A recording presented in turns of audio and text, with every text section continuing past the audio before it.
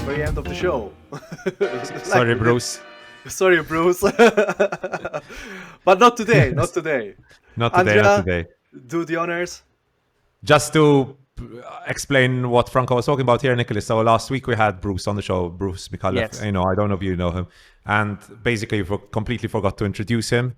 And at pretty much 3/4, almost the end of the show, we remembered, wait, we haven't introduced Bruce. And Bruce was like, yeah, I just came in, and everyone was too polite to tell me to leave, so he stayed on. So that's the reason why. He's known as a nice guy, and I'm kind of surprised that, yeah, you've known Bruce. He's very he's kind of quick to start, or he's tight on his words, and I didn't think he'd let you away with it. To be honest, No, he let us away. He's too nice. He let us away with it. And actually, so we introduce our guest. We have actor Nicholas Jackman. He's Nicholas Jackman, right? That's me. Yeah. Are you related by any chance to Hugh Jackman? No. Well, don't stop too quick to say no. There's a ship that left County Wexford in Ireland.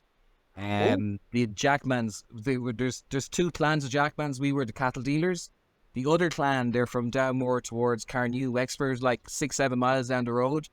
I don't know if we ever got it on, but they're close by us. They're not exactly our clan now, but they were in a clan back in the 1852s, I think. Damn.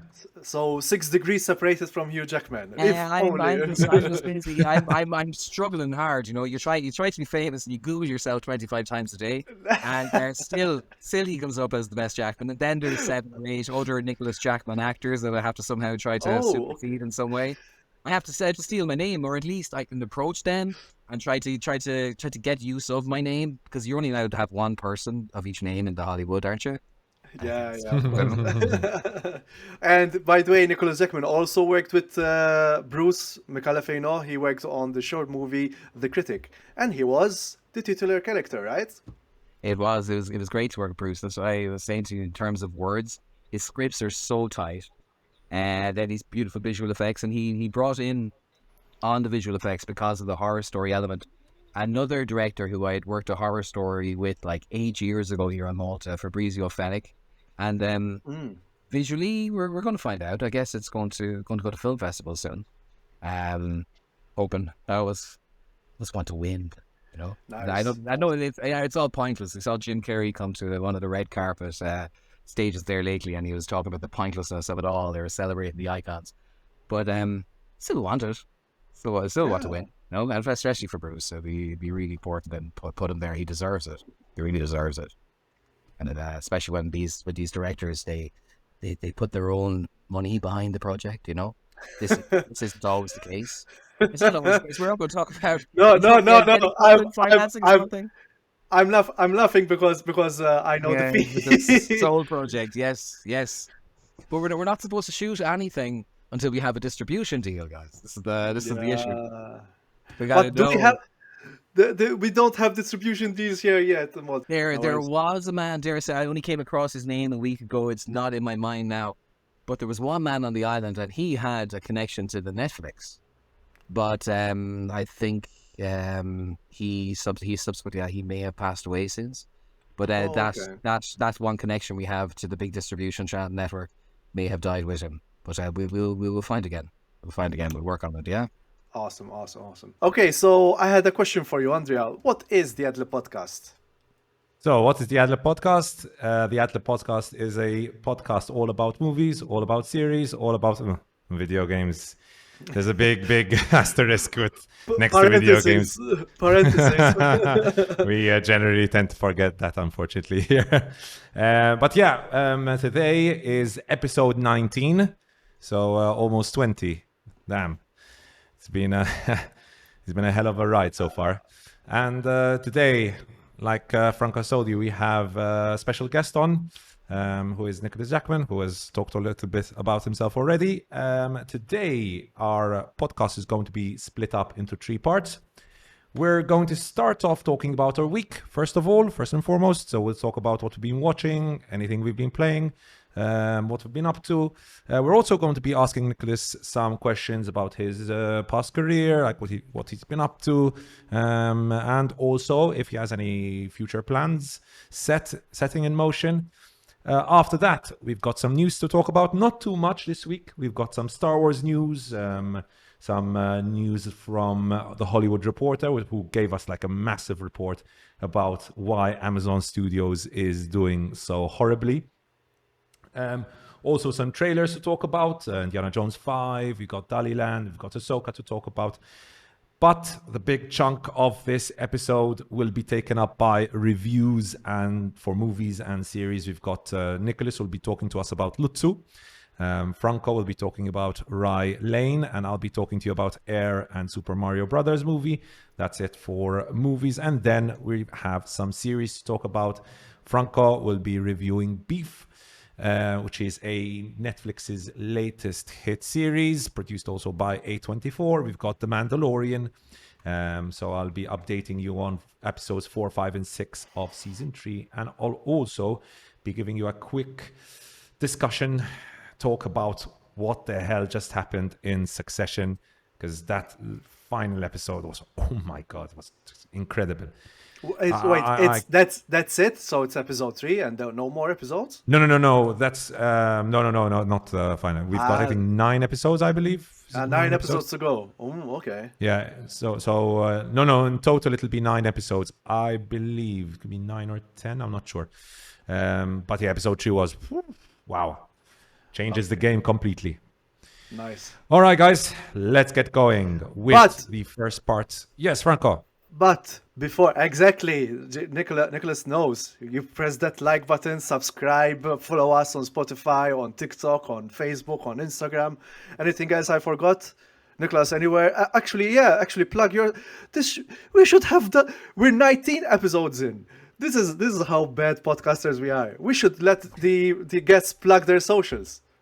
My socials. I'm Facebook. I don't know. I'm working on the social end of things to try to build like 3 real people every day. So I'm very kind of out there. But then, then the faces come and they're more recognizable. No, you'll come to me. It's Nicholas Jackman. I'll come to you. I'll be friend requesting you tomorrow, whoever you are. It's like the algorithm knows you saw me, you know. All right. Real friends. So on Facebook and Instagram, or Facebook is me. I've been on Facebook. As a journalist. It's a really amazing tool. I can't believe that the new generation doesn't like it as much. But Facebook is it's Nicholas Jackman on Facebook. Awesome. Okay. No Twitter, Nicholas. Pardon? No Twitter? No, I started one back in the day, like about like 12 years ago, and it was really good for like 3 or 4 days, and then I forgot to update it, and then it just kind of got a bit too late, you know. Put on the long finger. So no Twitter thoughts. The last one was, I think I'm going for an investigation in a nunnery. I was a journalist at the time, and I was hunting some stories. They were always nice updates. I remember even the one before that was a movie premiere. This was back in 2008, but only a small movie in Ireland back a long time ago. Nice. Nice. So because Twitter is really good to make connections. Like it's a really useful tool. Okay. I explored I'm pushing, you know, it's the whole business is about the connections, but I find on Malta, if we're talking about I find in Malta the Facebook seems to be a very practical solution for relationships. Yes. Between artists. In Malta, Facebook is it? Yeah. And WhatsApp. It's. I was just saying, Nicholas, I really like the teal and orange look that you have over there. It's very natural. It's incredible. Like Paul.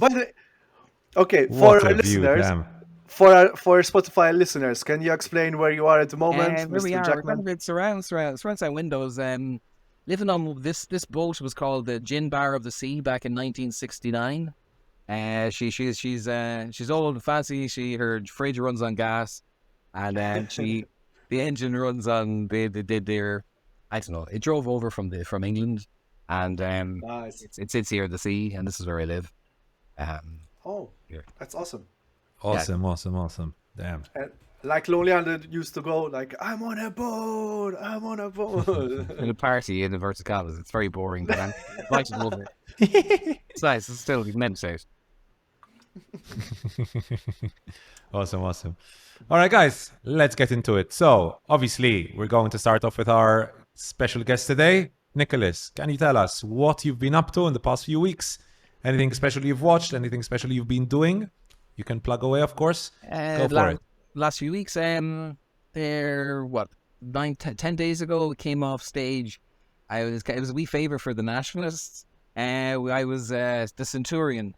I had to whip Jesus in Maltese, which is really nice. I think it was the first time this kind of expat divide thing was done. You know, we Spain crossed all kinds of barriers, in front of Greg. I think I impressed Greg. And then I had to fight with a sword, and a few nights. It's the first time in a long time that I haven't hurt anyone, so I'm really, really proud of that. You know, movies get hurt. Usually it's me, when I hurt someone, I usually get myself hurt. But yeah, no one got hurt with the sword fighting, learned a new skill, trying to upskill, get ready for the gladiator, hoping for the gladiator. But if you know, all we can do is come to the table prepared, try to be fit, try to show them we have the skill. Then after the gladiator, go in. I do this theatre show with it's one of Stephen Healy's shows. We go into schools. We do it's called the Great Big Book Adventure. So we teach the kids the power of imagination. Then on a couple of film sets. Steve Healy and kids. Yes. It's a children's show. It's a children's show. And even when he got the script, I had to kind of go through a couple of pieces. Steve, is this a good idea? You know, the teachers, we have to do this is for the kids. No, the kids love it. The kids love it, and they do love it. Like, you know. But yeah. It's an official kind of government approved script, you know. So nice. It's okay. You know which schools, Nicholas? We went into St. Martin's there recently. But there's a school troop of like 5-6 of us who cover the two characters. But yeah, it's done like 14 or 15. I'm hoping to actually do my own daughter's school. I have this ambition just to rock into her. She comes in with classes. Who the hell is that? Oh, it's Sally's daddy. They all know me as kind of I don't know. I'm an unusual enough character in the schoolyard, so all the kids already know me, you know. Yeah, that's the next plan. Then we were doing a lot of ads. I did what did we do? I had eCabs. We had an April Fool's joke with eCabs. I saw the eCabs one. That was really good. And then I missed this. Yeah, it was nice. It was nice. It was for Park Buddy. It was kind of like play it straight and then kind of let it go at the end. It seemed to work. And then I had a movie at the weekend with Adam Z, the local director. It's a nice film. It's part shot in Ghana. So I was a doctor in this one. And then I've been doing a lot of work with Rupture Studio out in the new one out in Nashar lately with just you mentioned the Mandalorian. It's the kind of like the facilities there is where the Mandalorian could be made there. So it's a lot of exciting stuff going to start coming out of there.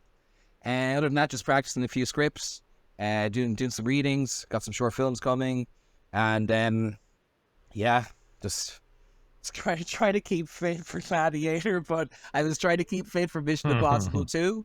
But, you know, I lost 22 kilos to get to Mission Impossible 2, and then the fucking thing didn't even turn up to Malta, so I kind of wasted time. So we'll see. That's right. No, but you've been keeping very, very busy as well, so it's fine. Trying to be. I quit my regular work. I was a writer for many years. I had that contract. You've probably seen those Blast of the Toro videos. They were all mine for the last half decade. But I quit that back in August after paid the boat off and just tried to be this artist, so to speak. And tried to, you know. It involves basically killing off all of your bills in order to try to live this way. But it's good, okay? It's been like 7-8 months. And, you know, that suit has a hole or two in it, but you can't see it on the stage.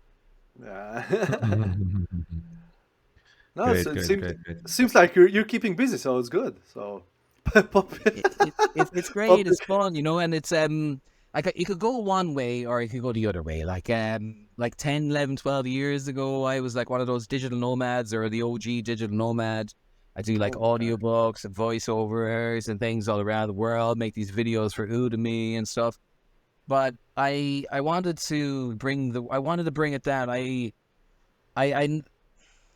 committed to Malta a long time ago, and I just love the idea that whatever 50 quid or 100 quid or whatever it may be, whatever comes is coming locally through like local relationship, a local director liking what I do, and just trying to ride this wave of just trying to do a good job every time, trying to do a better job every time, try to push the boat out, and just try to win juicier or meatier roles, and then try to convince the director to maybe do something crazy like act naked. That's kind of done to push into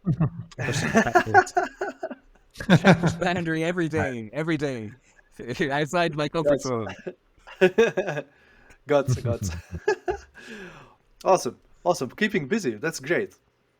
Cool. Damn. So, yeah. Okay, yeah. What about you, Franco? Anything special you've been up to this past week? So yesterday I actually went to film the traditional run with the Risen Christ. That was quite an interesting.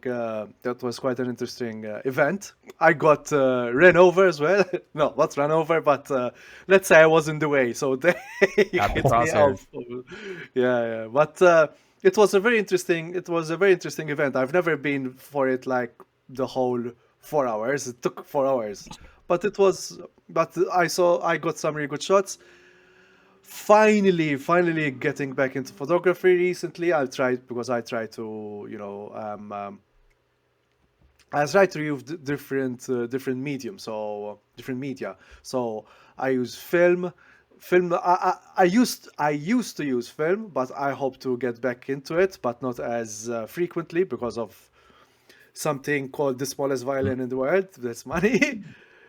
But recently I got a digital camera, like an old digital camera, and I'm finding it very very portable. I don't mind if it's not 24 megapixels, it's 7 megapixels, but it's serving me right. Like you can go onto my Instagram as well to see my personal Instagram.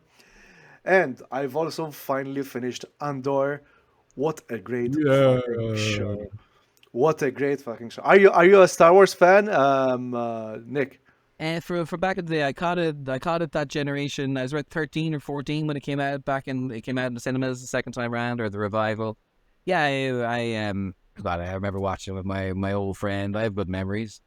I never enjoyed anything after that though.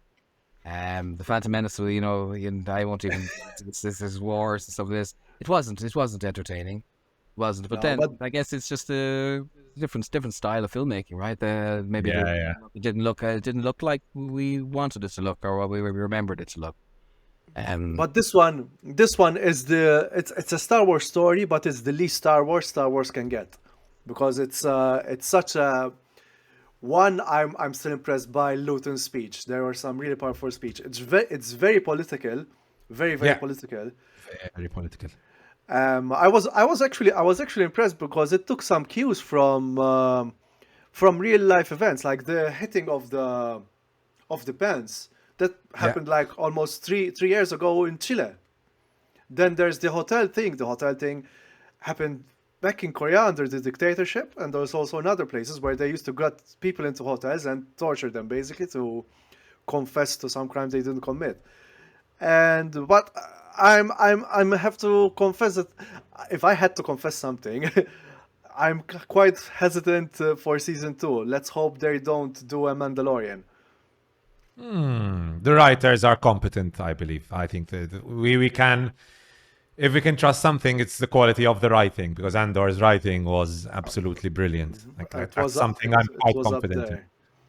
And I'm finally. I haven't watched a romantic comedy in ages, and finally got to watch Rye Lane, which we're going to speak later on, and also got to binge on Beef, not the product, but the but the series called Beef by Lee Song-jin. Wait.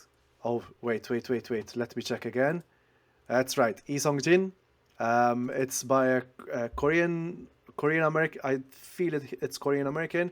Let me confirm. So, to our listeners, if you're hearing some keyboard tapping, it's me confirming that Lee Song-jin, the creator of beef is, let's see.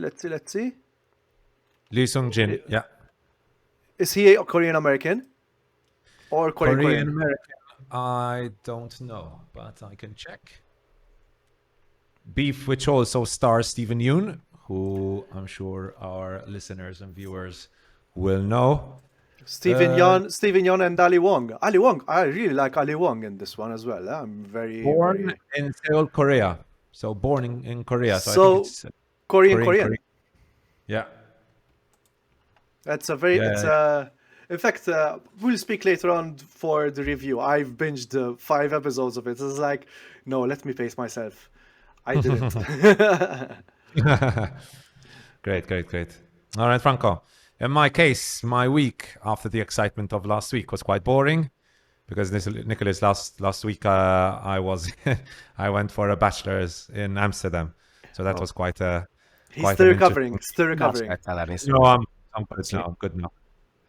Yeah, lots of stories. I see that was last week. They changed the rules in Amsterdam since you left. They banned stag parties and stuff since you left. What did you do? Oh, What did you get up we to? survived right on time. I will say something though.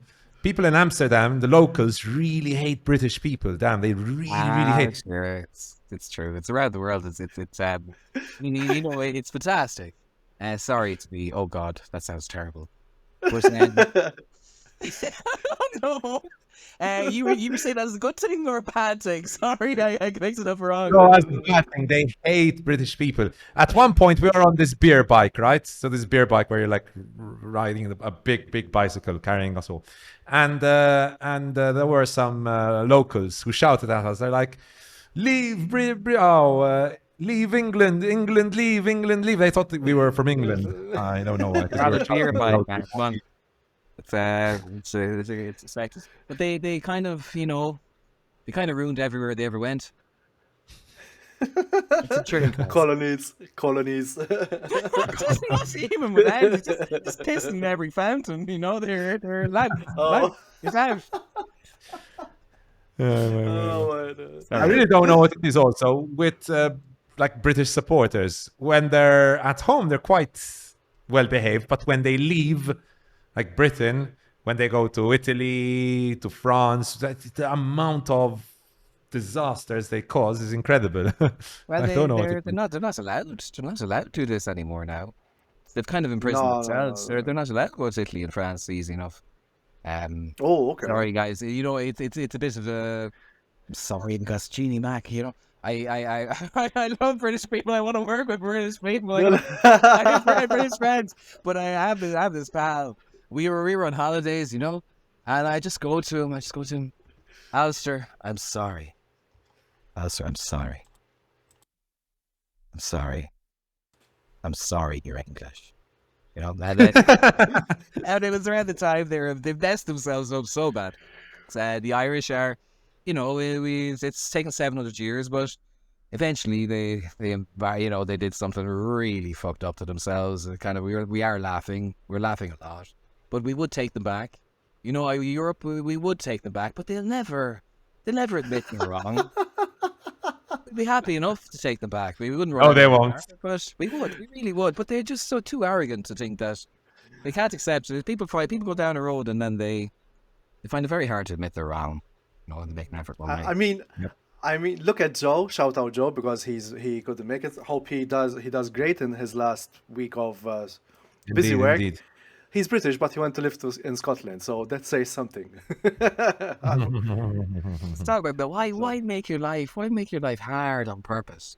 So much harder, man. Everything. For what reason? So stupid. Right. Yeah. I think we inherited that over here in Malta. Do you think is there something easy? Make it harder. They're still around. I don't know. The Britishers are still trying to. So they're still trying to, manipulate things here, bring in, it was there, the minimum wage was theirs. I was, believe it or not, I was a bouncer about 8 years ago, up in one of the top Maltese families. Were having like a fireworks party and all the kind of government officials and everyone was there. And there's these English guys kind of sliming around, trying to get the ear of the economist and everything. And they're still hasn't it. They're trying. Oh, God. Wait, You're free, guys. Brexit is 8 years already? No. The implementation, yeah, fucking. It's, Oh my and God. it's a long time wow. worrying about, but we don't have to worry about it. The benefits will come to us, I'm sure there's film shooting here right now, and it's as a consequence of what they did to themselves. We reap the rewards of other people's mistakes, Oh, true. By the way, Nicholas, can I ask you, because I have very, very fond memories of Northern Ireland. I was on Erasmus there for 4 or 5 months. What is the state of Northern Ireland post-Brexit? I don't know if you have any friends. Last time I lived in Ireland was I used to live on the border. I used to run a newspaper in the city called Dundalk. And this was 08, 09, so it's beforehand, but it was coming up, and there was reason for it. At the time, the North was, there was an agreement made, the Good Friday Agreement in 1999, and for the time being, there was a deal done that all of the criminals and people who may have been, engaged in terrorism on both sides, because it's financial enterprise at the end of it, but they were permitted to continue their illegal operations, various, smuggling people, things like this. This was all allowed for 10 years. But then that deadline passed, the 10 years was up, and then where there's a border, there's problems. There's, a lot of. I was a journalist, and Jesus Christ, there were 700 bomb alerts that year, and this is in a time of peace. But they're alerts, and it's very rare that someone dies. Post Brexit, fucking hell, man. You hear back what's happening in England. Like, it's, imagine in places that don't have a central route of wealth, like a city like London, anywhere close by. These guys they're coming off of Belfast. Belfast is no powerhouse, so they've got so many disaffected youth. Problems, breeding, big problems, destitutions. Sure. Who would in the right mind would buy something from England now? Yeah. And that's what happened. I don't want to laugh. It's not funny. It's no, people. I love Belfast. I have so many fond memories of Belfast. Like, some of the best months of my life ever spent there. I loved it so much. Like, the people were so nice, and I'll never forget how nice everyone was to be there.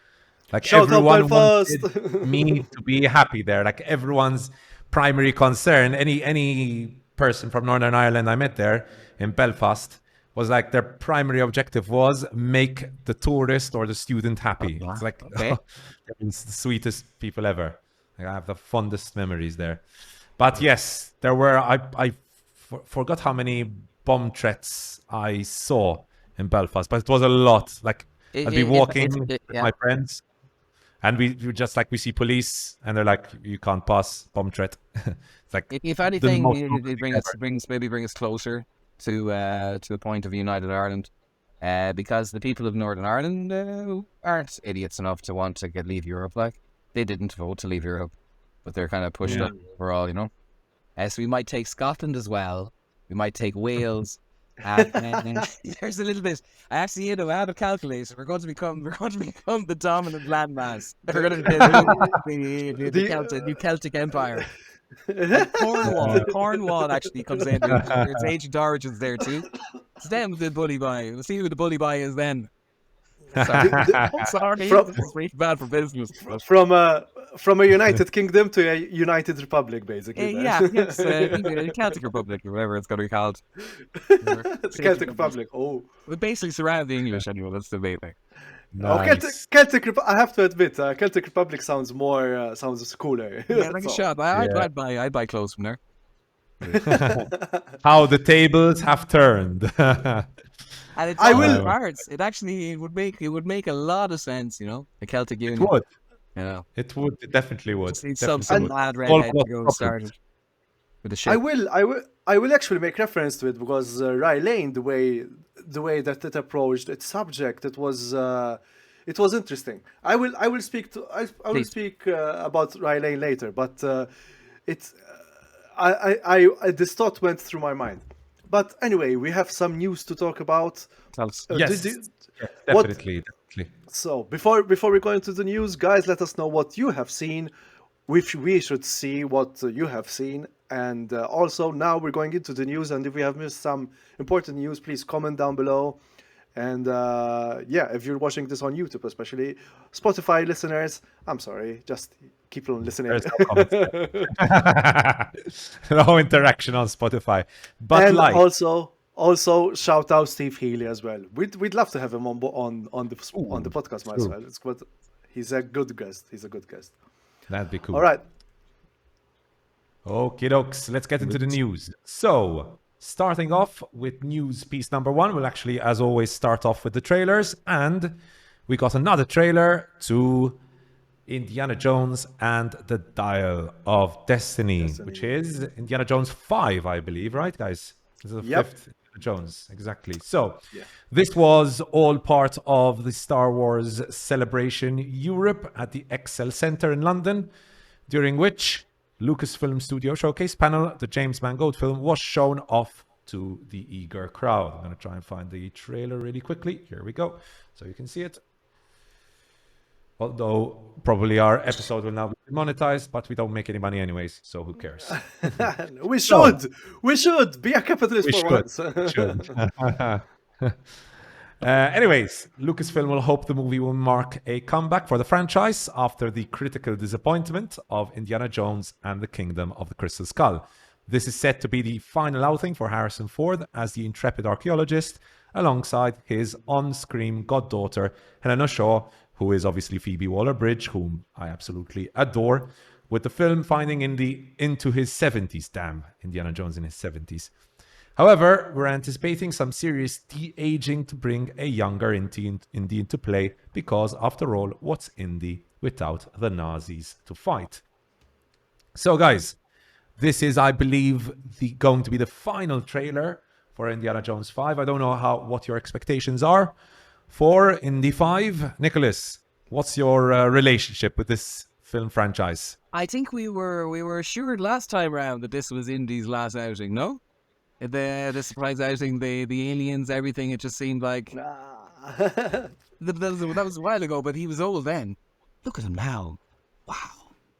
You know, I had last week or a few weeks ago there, 1923 was shooting here, and Indy or Harrison Ford was part of the crew, and I got the job as it was a featured extra thing, but my part was Harrison Ford's friend, you know. So we were to hang around with Harrison and the family. There's a particular family name in this 1923 show, but it was I was really excited, you know. But then he was sick, so it was only his double, and his double wasn't really that much fun to be friends with, you know. And so I for a moment I did think that the Everton was going to come big in my life, that I was going to be Indiana Jones's friend. And in terms of the movie, back in the day, I know I even went to Universal Studios. I did that you know, where that big ball rolls along or rolls downhill. The experience of it. Some of the best memories are from the Indiana Jones franchise. Yeah, it's a great franchise altogether. I have to do a rewatch before I watch this one. I'm very confident. I mean, this last outing is in capable hands. No, I was saying I'm confident in James Mangold's talents. He's giving us some great movies. Logan, 310 to Yuma. Is that 310 to Yuma? Was that James Mangold? 310 to Yuma? Let me check. I'm sure it was, and I know there was Ford v Ferrari as well. Yeah, Ford v Ferrari, which was excellent. I really like that. Yeah, 310 to Yuma. 310 to Yuma. Oh, that was really good as well. I like that. Yeah, so we have quite. I think he's a capable director. Yeah. Is Spielberg producing in this one? I'm not sure. I'm not sure if Spielberg is producing it, but I don't think he's too involved in it. Let's put it that way. Yeah. Additionally, Steven Spielberg and George Lucas will leave their mark on the feature as executive producers. All right. Okay. Yeah. It's a good choice, and I'm managing my expectations well enough as well. And even like I said before, when I saw the de-aging technique, I think now it's been, let's say, not perfected, but it's almost there. Like I couldn't see any. Like now, my eyes are well trained to spot something off. You know, like that Peter and Wendy trailer that we've seen. But Yeah. no, hopefully, and yeah, We could we'll roll it wait out and for see. another 10 years, 20 years then. This is great. No, no, no, no. You say he's making sense, Actually, though. quick tangent about AI. There was a great. I listened to a great podcast, not podcast. It was an episode. If you remember, there was this guy called Adam Conover, and there was this program called Adam Ruins Everything, and he speaks about AI. Wow. No, it wasn't. It wasn't him. Sorry, I'm getting confused because two YouTubers spoke about AI. It was him and Chris, who's known as Moist Critical, and Chris was speaking about the idea of Prince. They want to release songs made by Prince, but through AI. As like it's. I mean, come on! Don't disrespect his memory. You know, it's done. It's dusted. His talents end there. You know, it's a great tool, but then they're trying to milk it even after to milk someone after their death. It's I don't kind know, of. but you can always pretend. You see, after the death, you could pretend it's in the public interest. You can pretend it's in. Oh, you know, he needs to be spread again. Me myself, you know, this brilliant comedian George Carlin. So I've Oh been yeah. thinking, he's a bit. He was dead, and you know he had some good things to say. So I was thinking of cashing in, you know, and I was like, not learning off of his scripts. I was thinking it could be a show, but no, not to pretend they're my jokes, like, but to use his name to sell tickets, you know, but to really, Yeah, really go for it yeah, hard, like, yeah, milk it. Sorry, sorry about what's not here. No. I mean, it's still a new technology. But most probably George Khan is like his AI would be like, leave me the fuck alone, and he goes and he unalives himself basically. Trigger warning, sorry. Sorry, yes. Nice whisper. That's on. Yeah, the Okay. ethics behind it is a little iffy. Let's Yeah, put the that shaky. way. contract. No, you sign it. You sign it for it's not well, it's for life and death, or it's forever. Yeah, but then again, I mean, the thing is, would you be okay? You're trying to make money and what's not, but then would you be? And this is shit. This was a good segue into the Tell me. Amazon news, but we're still speaking of Yes. for trailers. Still a bit far away from that, Franco. Yeah. No, but Yeah. it's like there's no agency behind what projects you want to choose after your death. So that's my take. Yeah, More, that's actually would have been a really good segue to Amazon. Damn, I yeah. almost wanted to, but we have a couple of trailers more to talk about. On the Indiana Jones 5 trailer, I think it looks fine. I think having Phoebe Waller-Bridge on is an excellent choice. She's witty. She's a very, very good actress. Obviously, very talented. And Franco. and trivia, I think she's married or the partner of Martin McDonough. Oh, okay. Damn, So that's interesting. two powerhouse artists. Damn, that's a over there. couple. Oh my god. Yep. That's a couple. Talking about Martin McDonough, I actually watched In Bruges again this week. Man, I love that movie so much. Such You're a an good inanimate movie. fucking object. You're a fucking inanimate object. Oh, that's I think one of the funniest lines ever. Oh, so good, so good, so good. Anyways, but on Indiana Jones, yeah, it looks fine. Like you said, Franco, they got a competent director to take care of it, James Mangold. James Mangold is actually going to be doing a Star Wars movie, I believe they said as well. Yeah, Ooh, we'll talk that's- about that in a little bit. Yeah, so that'll be interesting to talk about in a little bit. But moving on to the next trailer, which is one I actually did not know existed. And it is Dalíland, which is a Ben Kingsley movie. The film comes from American Psycho director Mary Harron, and I'll be playing the trailer in a second. Here we go. I'm just going to remove the audio because I won't be able to concentrate.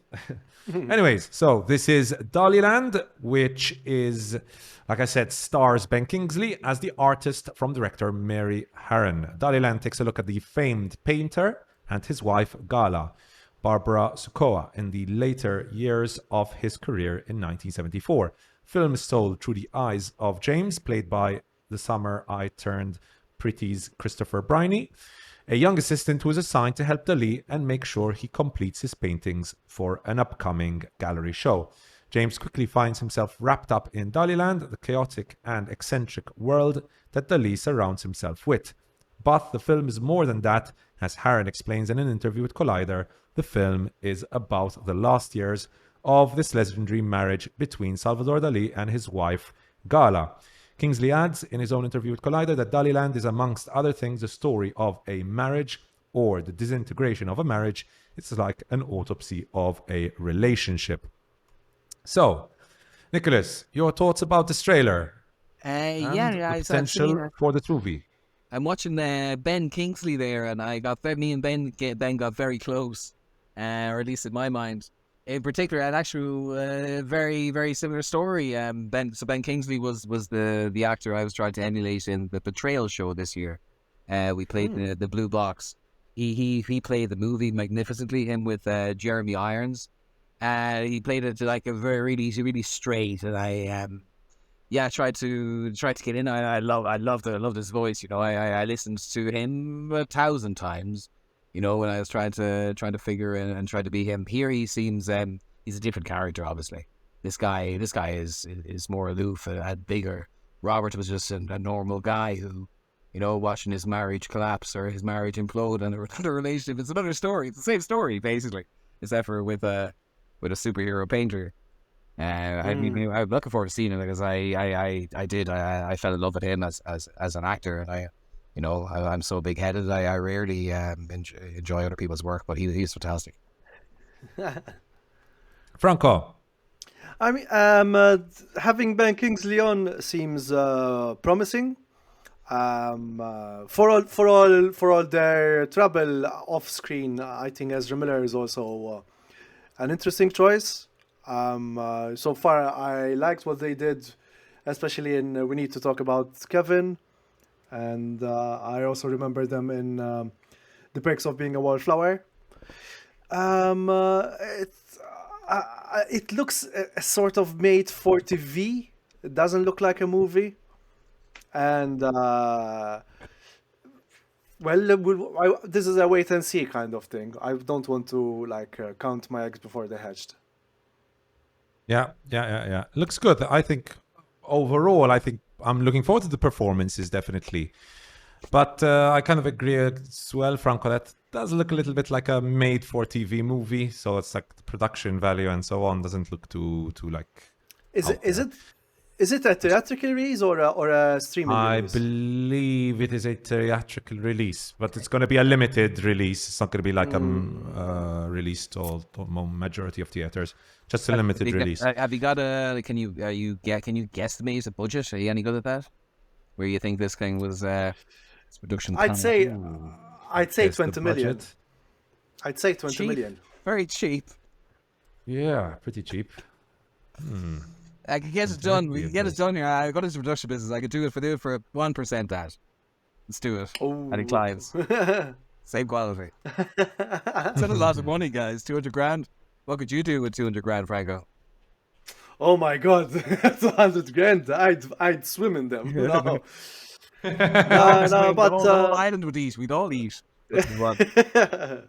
For sure. I'm slowly trying to keep it. We have okay now. I think we're going off on another tangent because I'm a believer of. I'm still in the process of learning this. I'm a believer of small story, big characters, and now I have to really focus a lot on it being very visual based because that was a great feedback I received from Rebecca Anastasi and Mario Vella. I need to focus a lot more on the story and the visually, and because we have a tendency over here in Malta to I'm speaking in general. Obviously, if anyone disagrees, comment down below, fire off in the comments, or fire off in our socials. We have a tendency of wanting to send a message rather than focus on letting the message send itself, so to speak. For example, I think the best example I can think of is Bicycle Thieves, which I saw recently. Bicycle Thieves is basically a very simple story about a guy who needs a bike to go to work, and his bike got stolen. Very simple, and he wants the bike back. Very simple. The intentions are clear, the storyline is clear, but at the end, at the end of the day, you see what I saw in the movie is also a documentary style of seeing what kind of work conditions they're at, what kind of life they have to deal with, and why. And you get to learn why this bike is so important. Because nowadays we say it's just a bike, we can buy another one. But back in the day, it wasn't just a bike, especially in post-war Italy. So I'm trying to put that in my mind. Yeah. Yeah, do small, think big, do small. That's the thing. Nice. Okay, so that is Dalíland. Next up, we've got the Ahsoka trailer. Guys, I don't know if you saw this. I'm going to be honest, I'm generally quite negative when it comes to new Star Wars stuff. But from all the trailers I've seen, from Star Wars stuff, this looked the best. Now, have you guys seen Rebels and Star Wars Rebels, the series, the animated series, by any chance? No, I haven't. Bits and pieces. There's also Clone Wars. What? Yeah. And Clone Wars. Yeah, I watched Clone Wars. I haven't watched Rebels. I watched, I think, almost all of Clone Wars, if not all of it. But I haven't watched a lot of Rebels. I've watched like a random episodes here and there. But I'm not too strong on my Rebels lore. Anyways, this is the trailer for Ahsoka. Now, let's get into it. First of all, with every day that passes, we get just a little closer to seeing Snips make her small screen return at Star Wars Celebration Europe.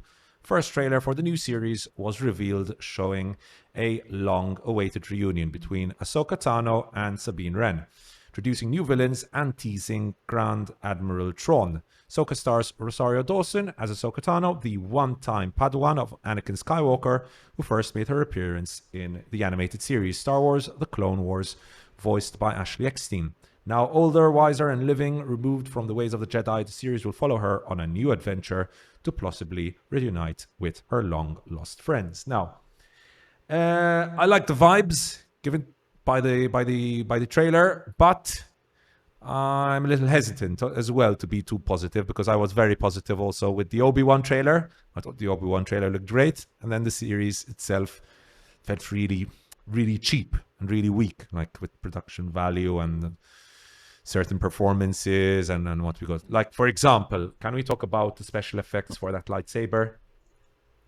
Is it me or does it look really bad? I don't know. I'm checking. I'm actually looking at his face rather than the lightsaber. Because thank you, Corridor Crew. Always a shout out to Corridor Crew. You have to notice whether they color graded his face or actually lit his face to make it. Because that's the thing actually. But actually with the Ahsoka appeared in the Mandalorian, right? Yes, she did. They did use lights. They did use lights on for her lightsaber, so that's why the light on her face looked organic. I'm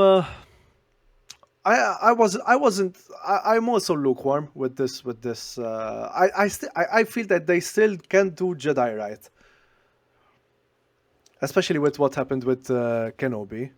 Yeah. I mean, there was potential with the Kenobi series. I really thought there was potential with the Kenobi series, and like the first episode was great, like setting up this grizzled Obi-Wan who's obviously been through hell, but then it just became like this weird adventure with I really didn't get the Obi-Wan series. It's like tonally completely off.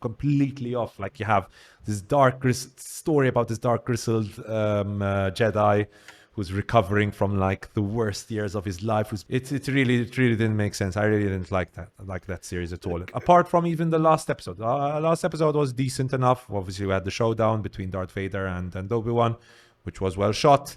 So it had its highs as well, but mostly quite a negative reaction to it. Same thing with the Boba Fett series. Can you replay the sequence again? I want to check something because Definitely. I'm pixel peeping basically.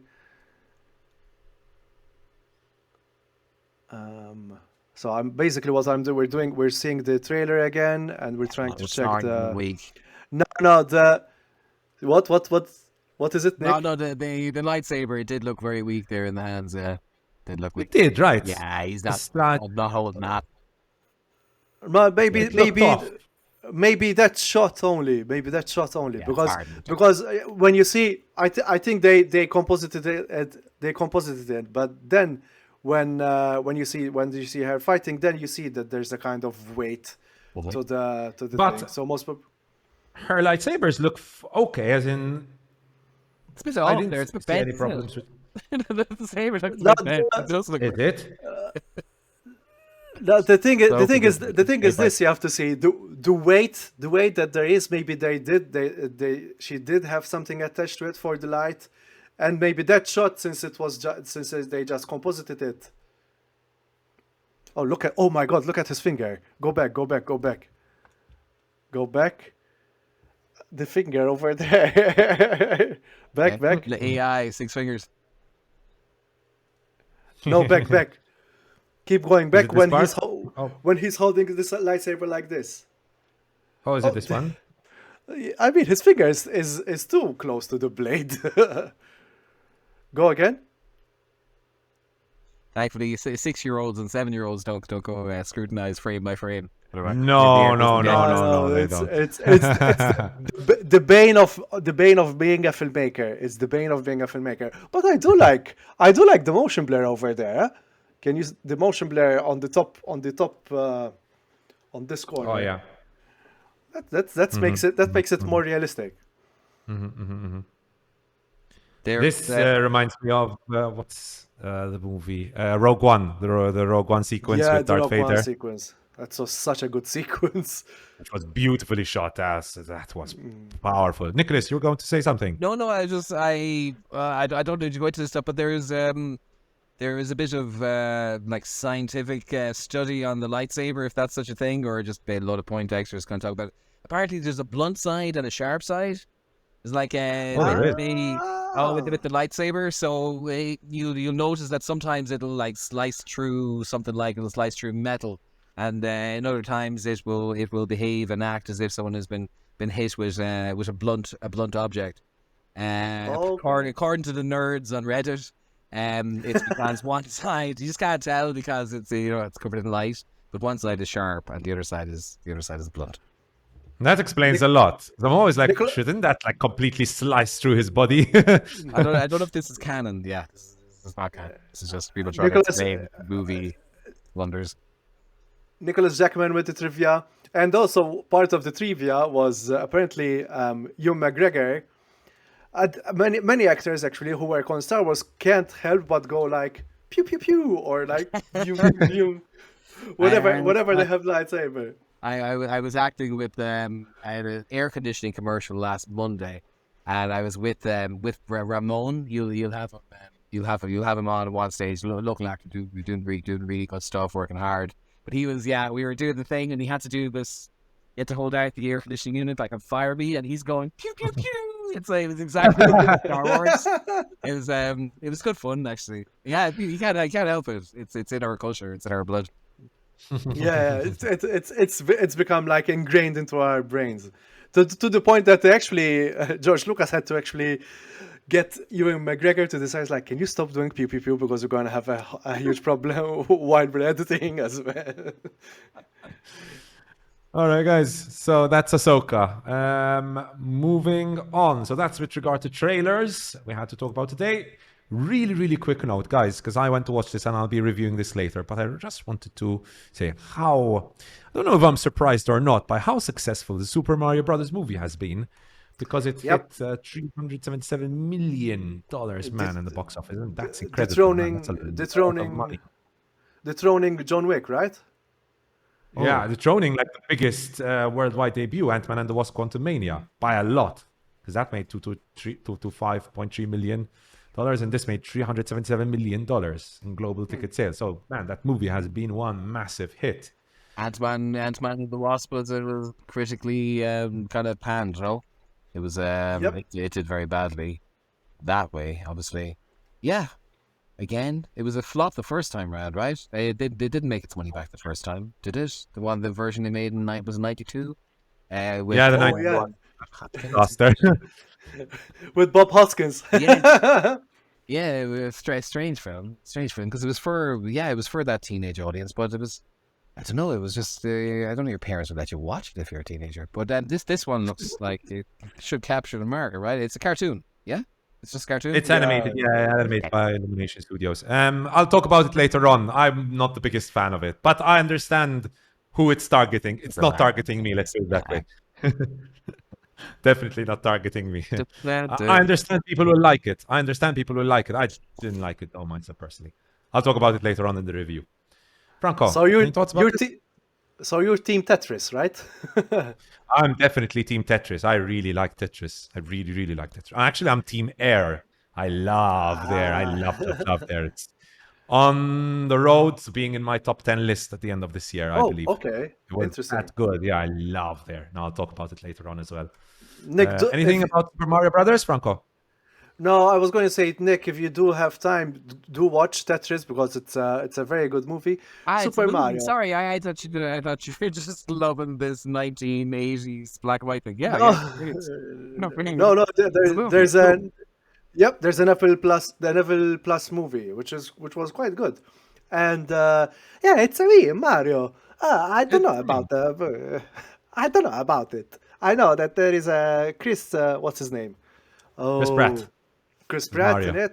Actually, really not too bad, to be fair. I mean, watching I only saw the trailer. Maybe watch it. Just I don't want anything. I just want something light and not to think about. I might watch it.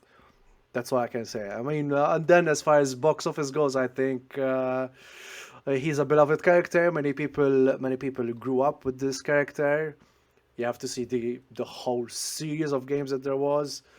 And to be honest, I think people went to see it. If I'm going to make, I don't know if this is a big swing to take, but considering the success that The Last of Us made, I think people went to watch it with a renewed faith that game adaptations might actually be good. True. I think that Last of Us will help a lot of movies coming up and series, which are video game adaptations. Yeah, I agree with that. Okay, folks, guys, the big news of the week was definitely more Star Wars. Star Wars Celebration. That's the big news of the week, because we got a bunch of news about Star Wars. We got the announcement of 3 new live-action Star Wars movies from, like I said, James Mangold, Dave Filoni, and Sharmeen Obaid Chinoy. Sorry if I'm mispronouncing that. For whom we're going to be seeing Daisy Ridley's return as Rey. I'm sure all the fans have been calling out for a return for Daisy Ridley's character, Rey. Is that a sarcastic? Oh no! Everyone's so excited for Rey Skywalker, or was it Rey Palpatine? I don't know. I tried to block out any memory of Rise of Skywalker from my head. Let's separate the actress from the character. I think no. I love Daisy Ridley. She is brilliant. She's super charismatic in her role, and she does excellent stuff with a horrific script. So I love the actress. I tip my hat off to Daisy Ridley. She did amazing stuff with the script she had. But man, those 3 movies. I mean,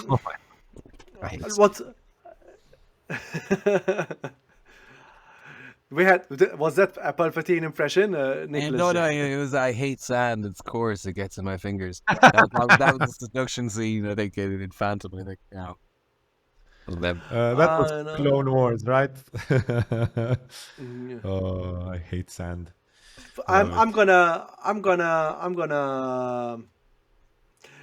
Kathleen Kennedy. If I'll just repeat, Kathleen Kennedy welcomes James Mangold.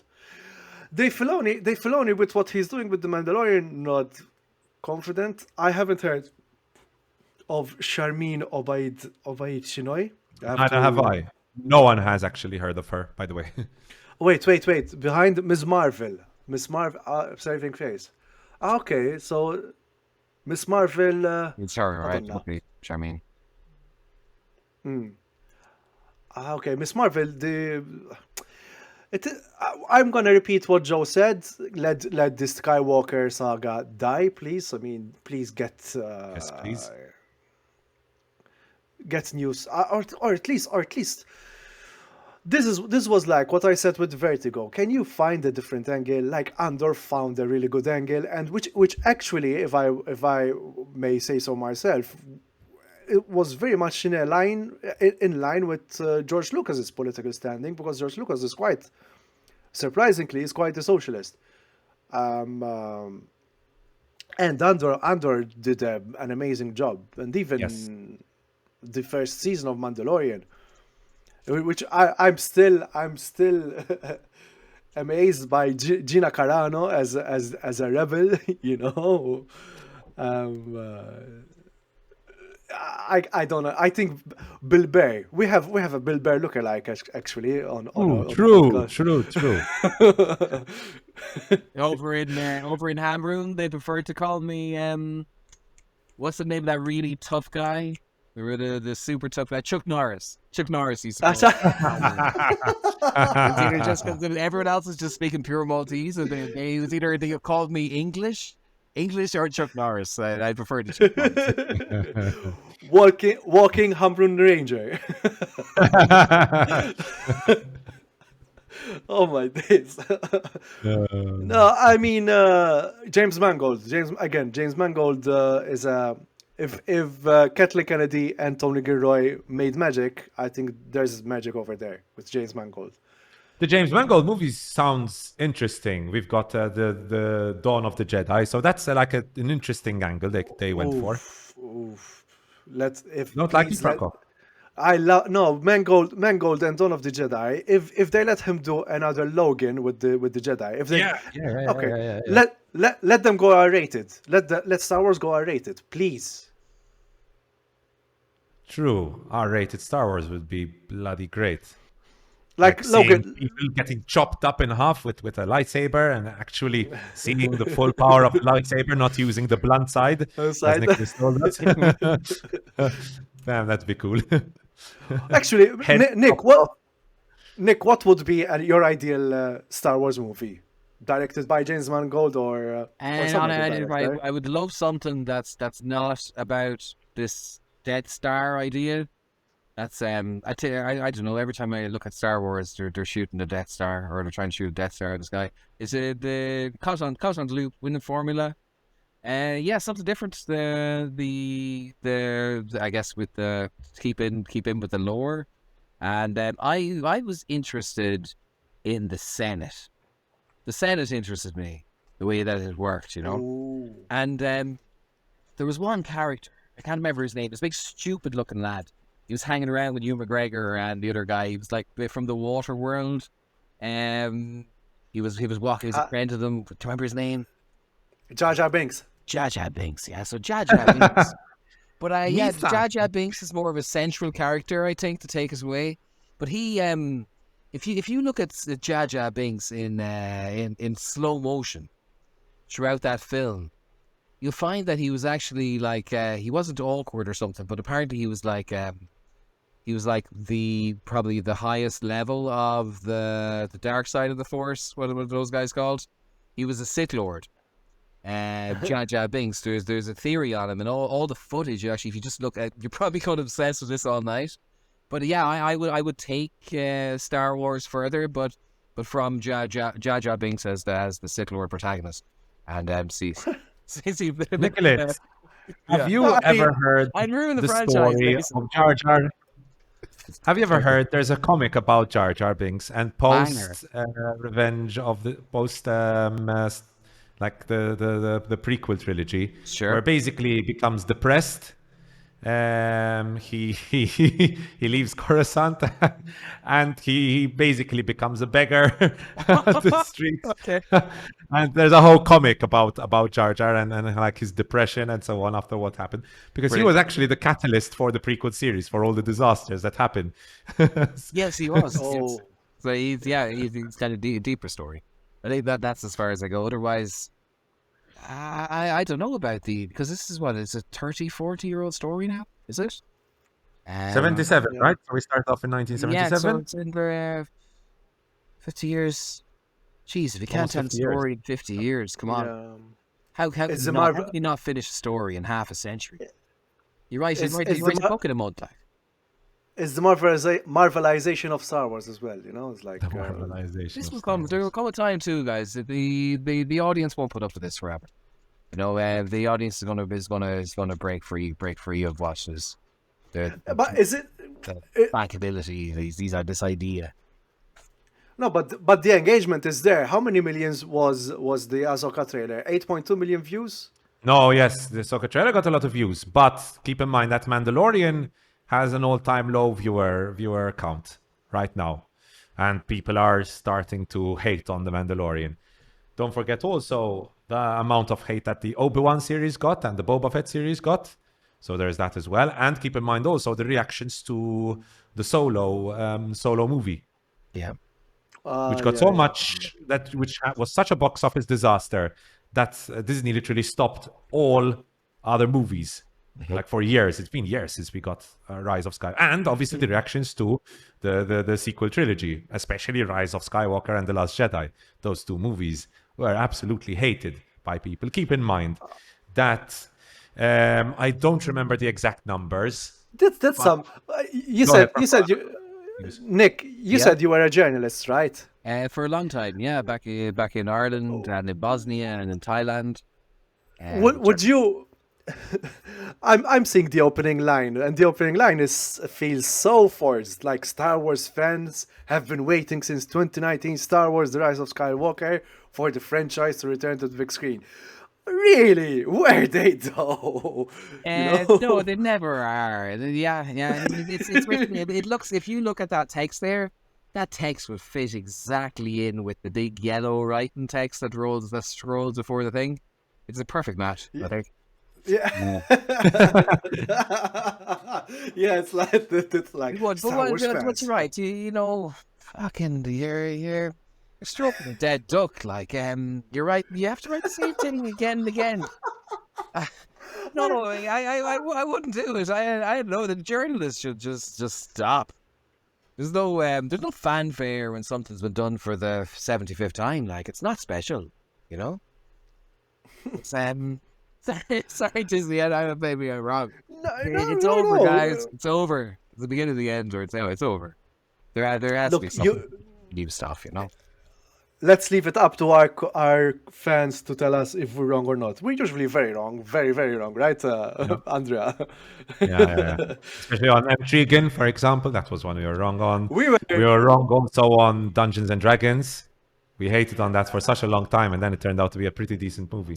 So And like I told you guys, I'm reconsidering a lot my opinion on After Sun. You know how harsh I was on that movie, but I'm really reconsidering right now. join the After Sun Club. Oh, I love After Sun. So I want to go watch After Sun after this now. Now you've mentioned it. I love that movie. We did Not- stuff not to to- my heart that very Not few today. things have done. Not today, because I'm feeling like her dead. Please, not today. Man, that movie. Have you watched it, Nicholas, After Sun? I haven't. Oh, go watch it, I- man. It's so good. Before So I was telling, good. I would tell people don't watch it, but now I'm telling you, please check it out. I think it's one of the movies that really portrays depression well, especially funnily enough, considering that it's based on the director's story and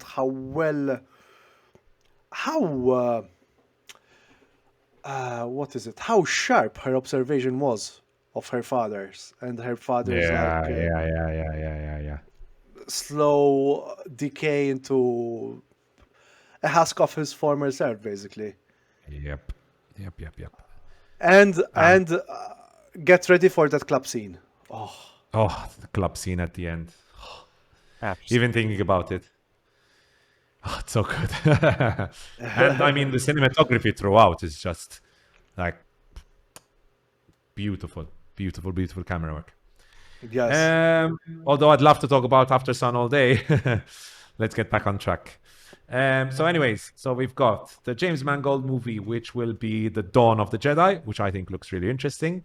The Dave Filoni movie, which will like join up all the Mandalorian, Book of Boba Fett, Ahsoka series together, which I'm a bit iffy on.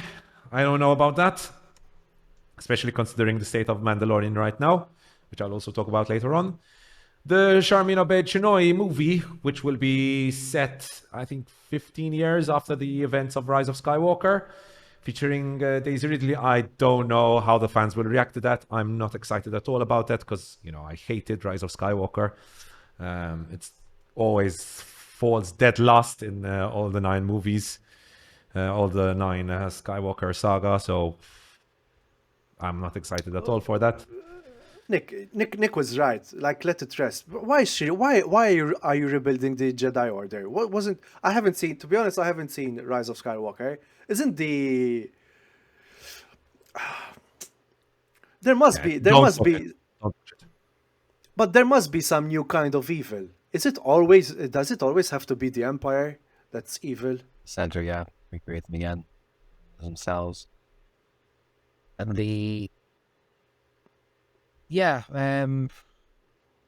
it's just it's done when Darth Vader died, so did the Empire for me, you know, and when the Emperor was thrown down that hole, that was the end of the Empire. Why can't it just be beat? Just you win and you win and you win and you never win. The audience get to think of that, no? The Ewok bet the Empire, as far as I remember. That was the end of it for me. Although, to be fair, if you portray the Empire in the way it's done in Andor, that's an interesting take. Because it's kind of portrayed as this, like... It reminded me of the British Empire, to be honest with you. The Empire in Andor is portrayed very much like the British Empire. And to be honest, there are also some elements of the Irish rebellion, to be honest, in Andor as well. Do you agree, Franco? No, there's. I was seeing it more from the Chilean perspective as well. That. What else? Yeah, there's many real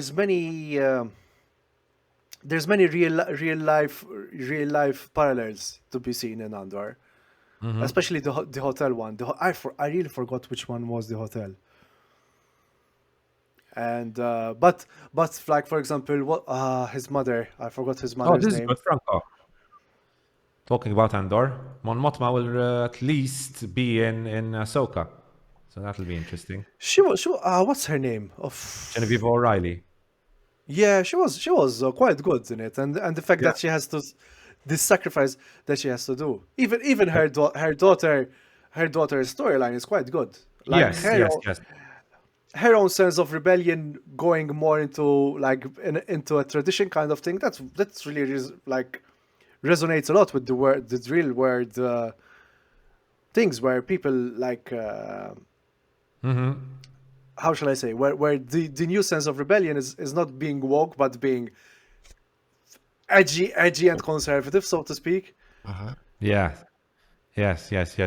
I'm sure there was some inspiration, especially from, like, as you're saying, this new take of being following the kind of like the Andrew Tate persona, where you're like kind of religious, but being religious now is also very edgy, and like being conservative is considered like being rebellious, which is completely antithetical to the whole thing. But Yeah, which is but basically, I think like you said, the key word here is edginess. Like it's not exactly following the religion.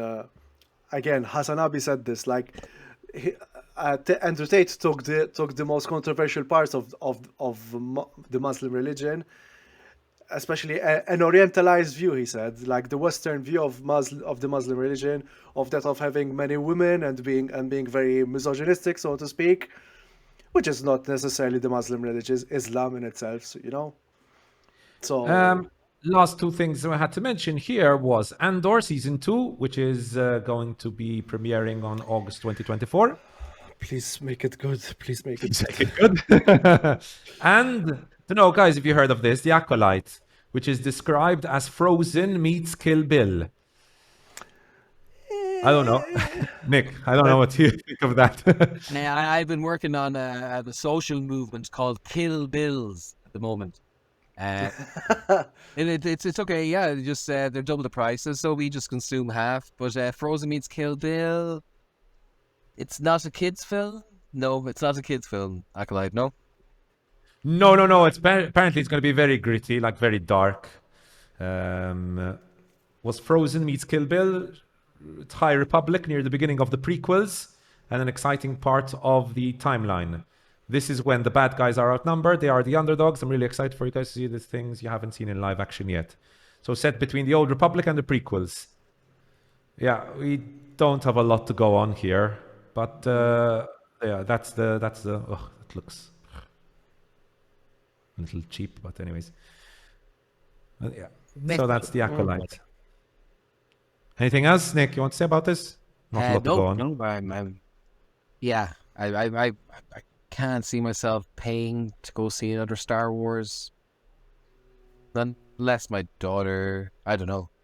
I can't see myself going. Oh, this is a series. This is a Disney Plus series. Okay, or yeah, I can't see myself paying for streaming to catch it. Or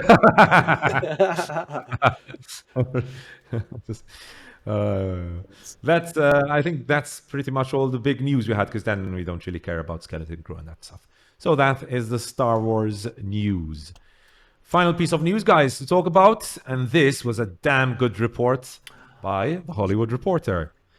Inside Amazon Studios, big swings hampered by confusion and frustration. Despite ambitious bets like Daisy Jones and the Six and the upcoming Citadel, insiders complain that there's still no vision, and that's in inverted commas, no vision for what an Amazon Prime show is, close inverted commas. But Chief Jen Salke says, Salke, I don't know how to say that surname, says they're missing the point. You don't, open inverted commas, you don't reverse engineer true creative vision, close inverted commas. Anyways. That's what, can I go again? What is it again? What is it? You don't reverse engineer true creative vision. That's such a CEO. That's such a CEO catchphrase to say. Yes. Indeed. But surely, my life is. They can't be at a point where from a newspaper point of view, if you want to fill a newspaper, so say they want to fill all the time and all the channels. They know they're going to need. I need this. I need films on different covered social demographics. I need detective shows. I need drama shows. Everything like this. But they can't. You can't create all of that from the top. They're dependent upon their linkages. They're going to make linkages with hundreds of other studios around the world to bring them their product. No, it's Citadel. I don't know. Maybe they just don't understand the business of the movies. They're more about the money, they're all about money. Citadel.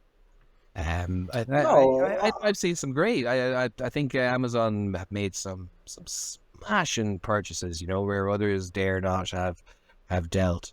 What was that space one? There was one set in space. Was it the Void or the Expanse? The Expanse, and then the Expanse. And the man in the high tower. The stuff on Amazon that you wouldn't see. That's kind of I'm starting to build a vision of what an Amazon show might be. The Boys. Was it? Very good. That's very good. The Boys, and there was also the Al Pacino. Was it Hunters? Al Pacino. Hunters is apparently The Boys was the best fucking show out of every superhero show that's been made and tried in every kind of formula over the last 30 years. We're sick to death of it.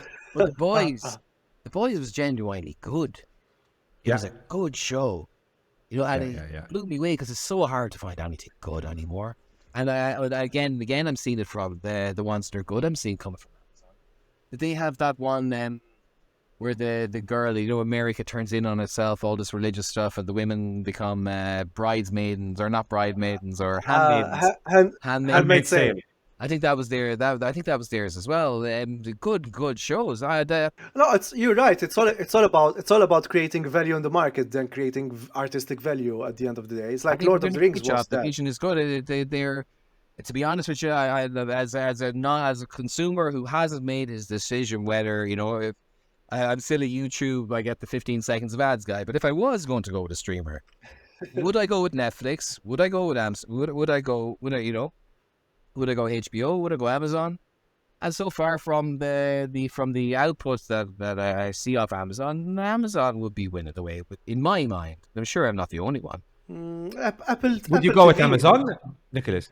At the moment, if I had to, a very hard part with my money. I don't have a lot of it. I act for a living. But if I had to, at the moment, I wouldn't choose Netflix. And yeah, I think Amazon might just have it on me if I want to. All right. Hypothetically. Not HBO. I'd go with HBO. If I had €12 a month, this is the hypothetical. But, yes, it would be Amazon. They would have just. All right, interesting. So because HBO creates some damn good stuff, huh? Definitely. HBO is like hit after hit. Someone like Succession. House of the Dragon, White Lotus, Succession, like The Last of Us. Like every Sunday is banger after banger after banger. That streaming service. But yeah, to get into Amazon. So this has long been well known that Jeff Bezos wants his Game of Thrones, right? And his Game of Thrones was supposed to be Lord of the Rings, The Rings of Power. Big news about that is it wasn't as successful as we thought it was in the first place. Nicholas, have you watched The Rings of Power by any chance? No, I won't, because it's just doing the same thing. I tried to, but I got like 6 minutes in, and no, it's Game of Thrones, but it's not, you know. So I'm I couldn't watch it. I couldn't watch. I couldn't bring myself to watch it. Because I don't know, because if you're going to lose 200 hours of your life, you know, and they get caught in another 10 seasons or something, you want to make sure it's good this time, you know. Yeah. And it's hard to overcommit it then, you know. Marvel. You're not the only one, Nick. You're not the only one to stop, because apparently sources confirm that The Rings of Power had a 37% domestic completion rate. Okay. Which I think is awful compared to most series. I mean, we were looking at the numbers of The Last of Us, where it wasn't just decreasing, people were increasing. So you had more people watching every episode. So from between episode 1 and episode 9, like the numbers increased a lot. And same thing with a lot of other series. So 37% is a disaster. Overseas, so outside of the USA, it reached 45%, according to a Hollywood Reporter. A 50% completion rate would be a solid but not spectacular result, according to insiders. So not very good results out of the Rings of Power series. And obviously, as we know, even with regard to awards, it's been completely overlooked when it comes to awards, except for a nomination for Stunt Ensemble. So that's one thing. Another thing is the lack of viewership. So we mentioned The Boys, and The Boys seems to be the only one which is a hit with viewers, in 11th place with regard to original streaming series, 11th place in viewership. Rings of Power being number 15, with Netflix pretty much taking up all the top 10 spots. So Netflix is damn. I really don't get how Netflix is described as a failing business when it gets this kind of viewership. And you mentioned The Handmaid's Tale, Nicholas. That's a Hulu series, which was in 10th place. Sorry, guys. And my beloved Ted Lasso. which was at 12th place. That's an Apple production. So good, man. The apple of your eye. Sorry. Apple of my eye. I love Ted Lasso so much. And season 3 has been so good. So that is with regard to viewership. With regards to money, because Nick, you talked about money. Man, they're throwing money at so much stuff. But there seems to be this issue, because I read the whole report. It's a very long report, as you can tell. Basically, there seems to be no kind of direction, no kind of like when it comes to certain, like Apple, you know what you're getting with Apple. Apple always has very good production value. If you look at all the movies and series on Apple, they all seem to have really decent looking movies and series. They all look good. They have this shine to them. When it comes to Netflix, you know, you've got variety. You've got literally everything for everyone. Amazon, there's no like you get into an Amazon series and you've got The Boys, which is brilliant. I love The Boys. It's bloody. But then you've got The Boys and Rings of Power on the same streaming service. And Rings of Power is like almost made for kids. So, so like there's no kind of like direction with all these series. I have this vague memory of Amazon Studios, like back when I was a writer, like 12, 13, like early days, Amazon Studios, very early days. I remember writing this, it was called Fifi, Pink Poodle and the Popsy Cola Wars. It was like this sci-fi farce, this comedy. And I remember the woman was making headway with Amazon. Amazon were doing like these funding, this early stage stuff back in the day, kind of seeing where they were going to go with the production. And I think I ruined it at that point. I think when they saw how bad that was, they kind of, that kind of tainted their future progression. That's terrible. Yeah, it was funny though, but it was terrible. Interesting. All right. I mean, it's not looking good. Have you guys heard of this series, Daisy Jones and the Six? My girlfriend watched it. She quite liked it, but again, viewership has not been great for it. Based on a book, based on the Taylor Jenkins Reid novel. Don't know if you've heard of it, guys. Daisy Jones and the Six. Is it about the band? It's like a about the band. Yeah, exactly. So No, yeah, I've heard of it. Heard of it. Haven't seen it. 440 million into production for a series about a band. Talk about throwing money. That's a lot of money for a series about. But then you see a release around the same time. Donald Glover's Swarm is also delivering strong results for Amazon at a more modest 30 million budget. Swarm has been a hit. It's not just about how much money you have to throw, and how much CGI you have to do. It's the story, and there's lots of factors to be taken into consideration. Oh my God. Look at this series. 300 million, the Russo brothers series. 300 climbed toward 300 million. Imagine spending 300 million on a series. Jesus, that's a lot of money. Such a risk, boys. That's such a risk. There have to be sure things.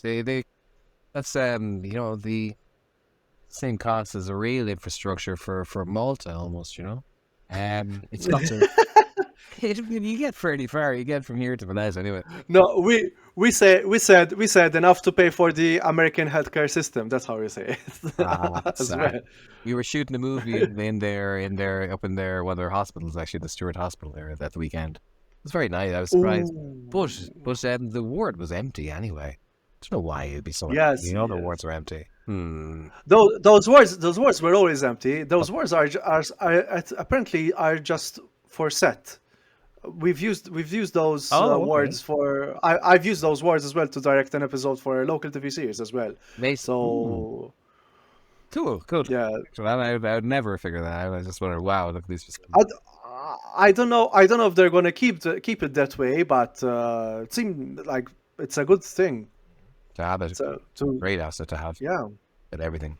Yeah, and I saw the stills, by the way. They look great. Shout out Clive. Was it Clive? Everything Clive makes is awesome. Yeah, he's got magic fingers.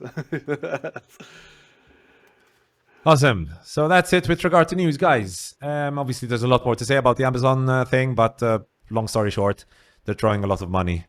and not a lot of it is sticking apparently with the viewers. But we'll see. It'll be interesting to see this Joe Russo, the Russo brothers series, with 300 million on a series. Man, that's a lot of money. Anyways, all right, guys. I'll take over here, Franco. Guys, let us know what you thought about the news we had to talk about today.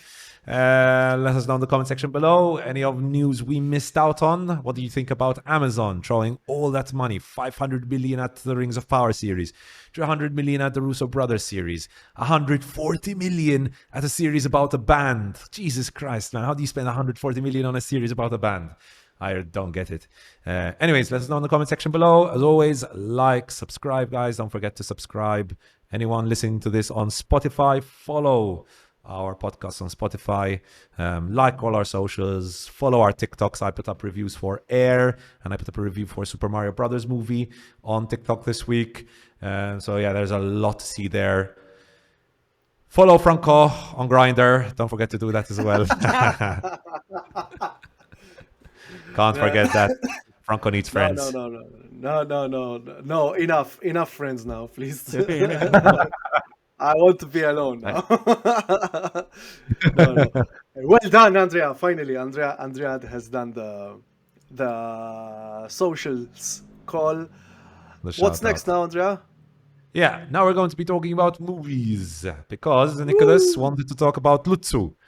So let's get into that. Nick, you had some background information. Yeah, a little bit. Yeah, because it's so please so note. nice. Sorry, go ahead. Please note he's talking about a film about a boat on a boat. Yes, Boatception. it suits for today. So my boat was actually in it.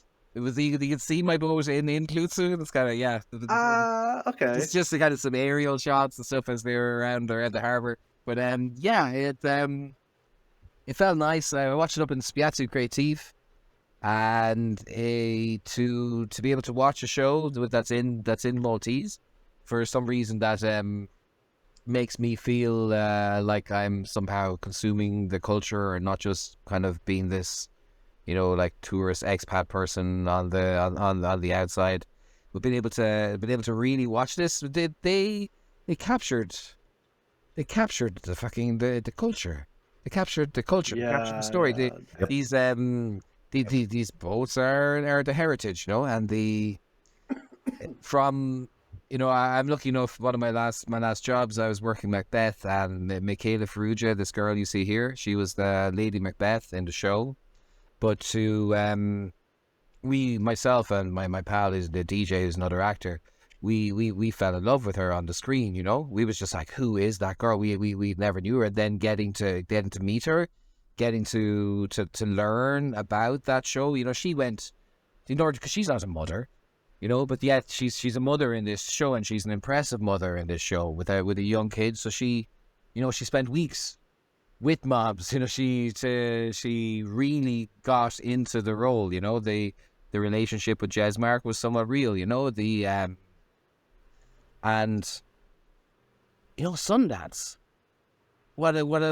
Just to fucking to whatever where the Multi-Film Commission we're looking at, I think it was 82 million in terms of incoming and the big budget films that came in over this year, over 11 films. Is it like 85 million. 85 million. mil, yeah. Luzzu didn't cost a fortune to make. But how far how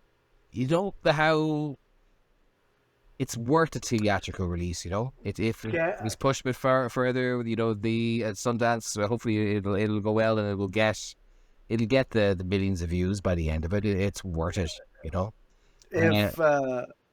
If I may say something, and I hope Please. I hope Rebecca's right with this, but there's a reason why it cost less. Because much of the team that was involved with making Luzzu believed so much into this story, believed so much into this into this production, and I think even Joe was involved as well with Luzzu. They were ready to take less pay, which in a sense it's incredible. You see the dedication that the crew is in it. Also, in a way, sorry, I've No, it's great. Good to know how these things can, but to be made so good. But the utilization of people who weren't actors, but it's done well, done in a natural. yeah. Everything seems natural. Usually, it's a disaster. It's a hames when you put a camera in front of people. But these guys, I guess, they were with their friends. Everything seems so. It's perfect. It's Yeah, capturing days in Malta. That's what it feels like, And I guess a lot of that is unscripted. It was Carl, guys hanging out, Carl did a great job. I mean, Carl Andrew Madoff. Oh my Yeah, God, yeah, Carl, come on. yeah. Carl. Oh my God, let me. I'm checking his name just to make sure. Just a second. Carl Miller. I forgot exactly his surname. Sorry, Carl. I actually spoken to him and he was very helpful. Alex Camilleri. Oh my God, Alex Camilleri. Yes. Hey, Alex. I thought I'm thinking. Sorry. Thanks. No. I was getting confused with another Camilleri. Alex Camilleri. He should be on the podcast because he's got great views and he was very helpful. He helped me a lot also with my movie. He gave me really important advice, and which is now I will keep it in mind. Yeah, but that's the thing. That's why it's like you said, Nick, Mike. There's a big risk involved, and I think the risk doesn't come in spending big money, but spending less money. We've seen Swarm cost 30 million, and then we see Rings of Power costing how much? 500. 500 million, and doing fuck all basically. So where's I know it's a risk, but then there's risk and there's stupidity, and I feel like Rings of Power errs on the side of stupidity. When you've got someone like Childish Gambino, who is a fantastic talent. He's the new Renaissance man, I would call him. He's a musician, he's a writer, he's an actor, he's a director, and he creates Swarm, and Swarm is garnering quite a good stuff Yeah. as well.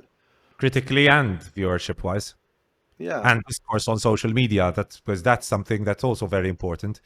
How many people talk about your show or your movie on social media. It's a big garner for a series or movie success. And Swarm is talked about. Look at the 30 million, yeah? So, I know this. I'm just your typical idiot. But, the idiot abroad. But, Blair Witch Project, yeah? So, 10K. 10K was the budget, Blair Witch Project. Yes. But they were smart about their marketing as well. I think this is the thing. In Malta, if I have to be honest, we need to move away from sending a message, away from being, providing any shock value. I'm guilty of this too. Don't get me wrong. I'm calling myself out because I wanted to send a message with my short movie as well. And I did wrong. I have to admit, I did wrong. I should have focused more on what I wanted to say. Not only that, what I wanted to say came out, but in a wrong way. It doesn't matter what way the paint is put on as long as something is said. But then again, it's the way that it's said. You can paint a portrait, just a circle, two eyes and the line, and then you can paint a portrait like a Van Gogh portrait, so to speak. Oh my God, you look like Van Gogh as well. Sorry. I tried all weekend. I was trying to learn. There's the part. That's the one I was trying to play naked as the actor. I tried to convince Jonathan Bachman at the moment to let me play this kind of very prestigious artist in his movie. So I have work. That's why the beard is like this and the face is all kind of matched up. Don't go full method, okay? Don't cut any ears, please. We don't want to hear. My God, no. Try to call that the export services. Yes. No. Anyways, so with regard to Luzzu, guys, I don't know if you want to add anything else. I mean, I loved Luzzu. I came out of the movie. I loved it. It's the blueprint. I feel like it's the blueprint for Maltese movies. I spoke to Michaela and she talked about the Faruja, the main actress there. She's talking about her style of where she goes and finds her character, and she finds the animal. She finds the animal that the character would symbolize for her, and then she takes on that shape. So I guess when you're looking at Luzzu, kind of tell us the animal in the comments, guys. Ah, That's a good one. very good one. Nice. Okay, so that is Lutzu. Franco, you had Rye Lane to talk about with regard to movies. So what did you think Yes. about Rye Lane? I loved it. I loved it. Okay, Rye Lane. I'm just going to check the storyline so that I can tell you guys. I'm taking off the storyline from IMDb. Rye Lane, directed by Rain Ellen Miller, a British director, starring David Johnson and Vivian Oprah, and it follows two youngsters reeling from bad breakups who connect over a particularly eventful day in South London. And oh my god, I was particularly stricken by the character. There's so much character in this movie. Um, uh, there's I was I really wanted to go and visit the place. I don't think I went to London, but didn't visit like Peckham, the Peckham area, Rye Lane, and even the characters are complex. There's a new. We've seen it with Tar. Tar being not a very imperfect character. The characters in here are also imperfect, but at the same time they have that kind of sweetness in them. That's the redeeming quality of it all. Um, uh, for example, I found it really interesting the way that there was a role reversal. Usually, in a romantic comedy, which is a romantic comedy, Rye Lane is a romantic comedy. It's usually the guy that makes the grand gesture, but it's the I'm not spoiling anything. It's this in this movie. It's the woman that does the grand gesture.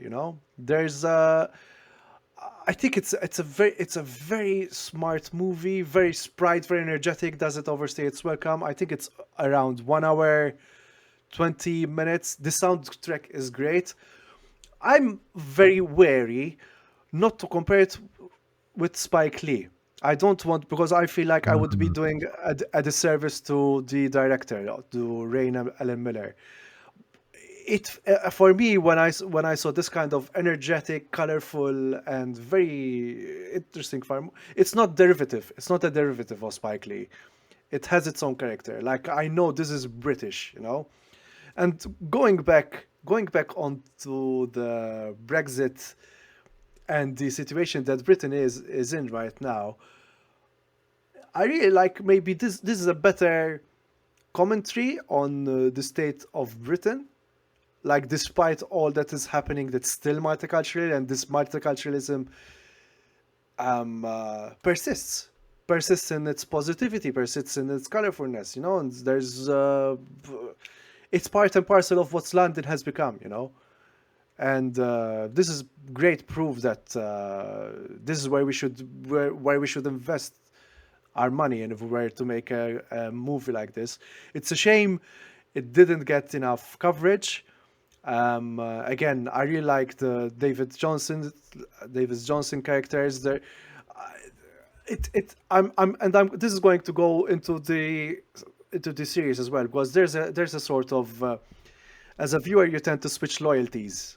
You tend to switch loyalties with the characters. It's like first you start, oh my god, this character is pathetic, and then he says something like, he's not that pathetic after all, and then you see, oh my god, this character is so cool. Then she does something like, oh my god, this character is a bitch. So there's that, and the soundtrack, mwah, Vossi Bop by Skepta, if I'm not mistaken. Vossi Bop, and there's also Shoop as well. Oh my days, it was a Stormzy, Vossi Bop by Ooh, Stormzy. okay, damn. I like Stormzy. Um, uh, Trust me, guys. This is if it's a different kind of movie, very enjoyable. I laughed as well.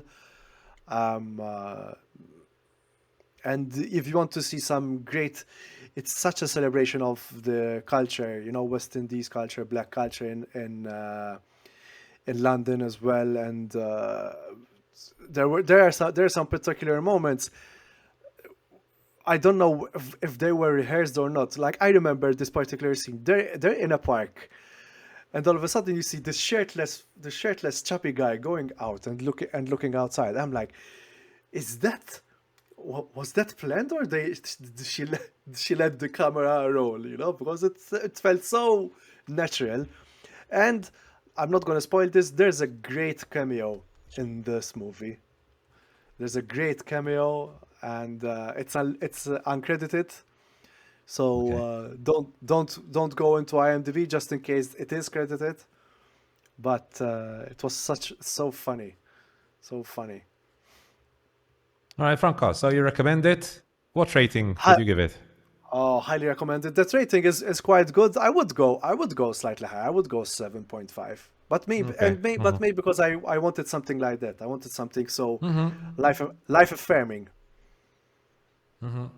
David Johnson is going to be in the Fede Alvarez Alien movie, by the way. Ooh. Yeah. Okay. Yeah, he's going to be because I knew his name sounded familiar. I think we've done a news piece on it, possibly. And I looked him up, and I saw that he's going to be in. They're filming it right now. He's going to be in a Fede Alvarez Alien movie. Big up, coming David up Johnson. in the coming years. Big up. Yep, Big up. that's a good. Even Vivian Opera, I see good things coming for her. And has she been on anything popular? Oh, I heard this was very good. Have you watched it, Franco and Nick? Have you watched it? It's on my to watch list. Apparently it's brilliant. I had read a whole article about it on Sight and Sound, and the way it was described was like perfect. Yeah. Never got around to watching it though. Try and watch it in summer. So yeah, very good, Franco. That you made me interested to watch it. I'll give it a go this week. Yeah, one hour 20 minutes. That's how. Nice. It's so colorful. If you see the trailer, it's so colorful as well. The cinematography was very good. Look, remember when I said I'm gonna say it. Fuck Wes Anderson. Watch this. Oh, enough hating on Wes Anderson for 1 week. No. Look. If you want something colorful and with good character and with good heart, watch this. That's all I'm gonna say. All right, so that is Rye Lane. Now, I had a couple of movies to review, but I'm going to go through them really quickly because there's already my TikTok reviews for them. First one I'll be talking about today is Air. I'll start off with the positive one, not with the negative one, which i.e. is Super Mario Brothers one. So to start off with Air, which, one second, let me get it on screen. That's Air. So obviously directed by Ben Affleck. And starring Matt Damon, Jason Bateman, Ben Affleck, starring also Viola Davis, who was very, very good in this. I think she had the best performance in the whole thing. Chris Messina was very good as well. So yeah, some very, very good performance. Gustav Skarsgård was really good in this as well. Matthew Mayher was very good as well. So really, really good performances overall. It's a brilliant cast. But anyways, Air. What is Air? Air is the story of how Nike went from this like really boring looking company to signing Michael Jordan and becoming the coolest company in town. It's a fascinating retelling of the origin of the Air Jordan shoes, where basically we see Matt Damon, who is the guy who's looking to sign up Michael Jordan. The big thing about this movie is that we never actually get to see Michael Jordan's face. So there's no actual actor acting as Michael Jordan. We always see his back and his voice for a little bit. Most of the piece of Michael Jordan's character is carried by Viola Davis, who is his mother in the movie, obviously. And apparently Michael Jordan asked specifically for Viola Davis to take the role of his mother. So it was specifically asked by Michael Jordan. And I can tell why, because Viola Davis in this is just, so good. I really like Viola Davis. I know we've talked about her negatively in the past because of the Woman King, right, Franco? Yeah, that Yeah, was the Woman King. I have yet to see it, so I'm still like, let's say I'm on the fence about it. So I want to check it out, but yeah. And she was also in that series. Oh God, what was that series? I forgot what it was. But she was in a Suicide really Squad. bad series. No, not Suicide Squad. I don't remember the name, but she was in this horrible series I watched about the president's wives. But anyways, long story short, this is a very, very, very good movie, beautifully directed by Ben Affleck. It's a very good period piece. Production design is excellent throughout, beautifully shot. Ben Affleck does a great job with the editing as well. The editing is so good in this. There's a particular sequence where Matt Damon gives like a speech, and he's like telling Michael Jordan kind of like the kind of like how people are going to look at him, and in the long run, how they're going to be negative things happening to him, and how the media is going to portray him, and like they do this beautifully edited sequence where they're showing different parts of Michael Jordan's life and like the hard parts of his life with his father dying, and then there were some accusations of drugs and so on. He had some car crash as well, and also the positive, like when the media are really pushing you up as like the great American hero. And that sequence was so good, and a very emotional movie as well. I really could, as someone who hates capitalism, I never thought I'd get emotion in a pure capitalistic movie. So that impressed me. So the fact that Ben Affleck actually made me feel emotional on a movie about Nike is quite impressive. Beautifully shot, like I said, the dynamic between Matt Damon and Ben Affleck. I mean, we've seen them on screen so many times now. It's like they must be best friends at this point. Brothers. Brother from another mother, basically. Yeah. So their dynamic is absolutely spot on. Like the Matt Damon, Ben Affleck, anytime they're on screen together, it's so good. It's a really good movie. And like I said at the start of the podcast, I think this is going to be solidly in my top 10 movies of the year. It's that good, guys. So I highly recommend you go watch it. I'm not going to talk too much about it. Like I said, there's my TikTok also talking about it. So yeah, go watch it. With regard to rating out of 5, I'd give it around the 4. No, I'll give it a 4.5 out of 5. I really liked it, and it's highly recommended. Go watch it. Go support this movie. These are the kinds of movies I want to watch, where the topic, it's like listening to it, like even reading the Wikipedia description, it is based on true events about the origin of Air Jordan, a basketball shoe line of which a Nike employee seeks to strike a business deal with rookie player Michael Jordan. Like listening to that description, you're like, oh, this movie's going to be so boring. And then watching it and seeing how bloody entertaining it is, it's funny. That's the thing. It's also very, very, very funny. There's some really, really good, like Matt Damon's line delivery is like so good, and their comedic chops are brilliant. So very funny movie. Also obviously lots of drama and some tension here and there when you're looking to see if Nike managed to sign up Michael Jordan or not.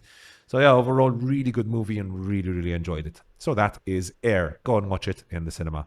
Support them because they made a hell of a good movie. Second movie is, I'm not going to be as positive with regard to it. I'm not going to be super negative about it because there are some aspects that I liked. Mamma mia! But why you be so bad? Mamma mia! I fell asleep. Oh, I fell asleep no. in part of it. Yeah. But it was a bit boring. What did you watch first? So I watched Air first. So it was a bit unfair on Super Mario Brothers movie because it's like going from how am I going to put this? It's like going from trying not to be too unfair on it. But it's like going from Vertigo. But it's like going from Vertigo to the Vertigo remake. To the Vertigo remake. Oh no. It wasn't good. It wasn't good at all. Let's start from the obvious. So first of all, what's it about, right? What is the Super Mario Brothers movie all about? It's all about the Mario Brothers, and they are somehow sucked into this mushroom kingdom. in this alternate world anyways, and they're split up. So Luigi ends up in Bowser's world, and Mario ends up in Mushroom Kingdom, where there's Anya Taylor-Joy, but unfortunately animated, so you don't even get to see Anya Taylor-Joy in this. Just her listen to her voice. She plays Princess Peach, right? Princess Peach, exactly. Anyways, long story short, listen, I've seen a lot of people praising the animation style, and I mean, the animation isn't bad. I'm just going to play the trailer here. I mean, listen, the animation really isn't bad at all, but looking at something like Spider-Man Into the Spider-Verse, and looking how creative and how, like, so much creativity going into that movie. And then looking at this and how by the books it all is and it all looks, and how you know what I got from this movie is that there was some executive looking at the production of this movie going, all right, it's been 5 minutes and we need a reference to the game. So next reference, put that in. Very good. 5 minutes. Oh, we can't get the kids too bored. Another reference. Make sure you put it in the reference here. Good. That's a good reference. Add it in. Like this is a studio movie if I've ever watched one. Like, this is pure studio. Like, I can see the suits looking at this movie and nodding and thinking, this is going to win Oscars. It's like, this is a pure suits movie. Now, a lot of fans have liked this. I understand why. Like I said, tons of references throughout. But coming from The Last of Us and coming from even something like the Sonic movies, which they're not Vertigo, but they are very good, fun movies. Franco. I'm laughing because speaking of The Last of Us, they did a really good sketch and Saturday Night Live. Yes, they did. Oh, Pedro Pascal was so good in that. Yeah, have you seen it, Nick? The SNL with Pedro Pascal. I missed that one. Oh, it's so good. It's so good. Oh, that was brilliant. Illumination. Illumination is the Sony company. Is it? As far as I'm concerned, I'm not sure. Illumination is not but Illumination, as far as I think they did what's it called? Universal Pictures. All right, and they did what's it called? I think they did Minions. Minions, I believe. Minions, I believe. Puss in Boots. Puss in Boots was theirs. They did Puss in Boots. Mm-hmm. Really? Apparently, it looks like it. Yep. Oh, okay. Puss in Boots: Last Wish. But like Puss in Boots is the animation style in Puss in Boots is so much more creative and so much more interesting to look at than this. This felt very by the books. I'm going to be honest. As a movie, this felt very, very, very by the books. But anyways, voice acting was actually not too bad. Anya Taylor-Joy was very good. I liked her as Peach, although I mean it's Anya Taylor-Joy, so I'm a bit biased there. I thought Chris Pratt was surprisingly okay as Mario. I think when I heard Chris Pratt was doing Mario, I was like, what the fuck? But yeah, he does okay. I think the only negative reaction I had to the voice acting was Seth Rogen. Seth Rogen, who was, oh my god, what was he? He was Donkey Kong. Seth Rogen as Donkey Kong in this movie. And I could just hear Seth Rogen's voice. Like, I couldn't hear Donkey Kong at all in this. So I think that's the only voice I was like, oh, I can hear Seth Rogen, and like, this is Seth Rogen, this isn't Donkey Kong. For the rest, for the most part, I really liked Luigi's voice actor, but I don't know who Luigi's voice actor was. I think Charlie Day. Was it Charlie Day? Oh yeah, that was really good. Charlie Day was really good in this. Joe would love this because Joe, he's from All Sunny. It's always sunny in Philadelphia. Yes. Yeah, I really like Luigi's voice actor. So overall, and Jack Black was also very good in this as well. So overall, he was Bowser, I believe. Yeah, he was Bowser. Yep. So voice acting was pretty good, pretty decent. Animation style, like I said, a little by the books. The world building was very good world building. But what this movie did not have was a plot. Like, literally, there was no story. There was nothing. Like, there was no plot at all, no character dynamics, nothing. Because the only interesting character dynamic there was Mario and Luigi. Then its movie started okay. Like, it was fine in the first 10 minutes, but then Luigi and Mario are split up into two different kind of worlds, and then we lose any kind of interesting character dynamics we had from the start. There were some decent action sequences where they kind of like copy the style of the video games, but overall, not much to take out of it. Kids will like it, so if you have kids, take your kids to go watch it. It's 1 hour 30 minutes, not too long, but yeah. I don't recommend it. With regard to rating, I'd give it a we have two out a of guest. 2 out of 5. Do you have a guess, Nick? Yeah, sorry, this walked around. It's okay. It's okay. It's okay. All right. So, Franco. what are you going to watch? What are you going to watch, Nick? After these reviews, who convinced you the most? Catch me on. I want to find this. You're inspiring me towards finding something that has some kind of emotional connection or some heart. I'll try to find it. To be honest with you, my head all day, I'm kind of caught in this. I'm caught in. I have a strange idea in my head with regards to a way to shoot movies faster, like really fast. Like for all these studios, you know, the only way for us to get like some kind of distribution deal on Malta, they're not interested in, you know, 6 different people coming together with cutting 35 minutes a year. You know, it's nothing that could be. But I'm looking at it, which means I know I started working out of that big studio. They're capable of shooting exactly the same thing as Mandalorian. That's what they can do out of Rupture, you know.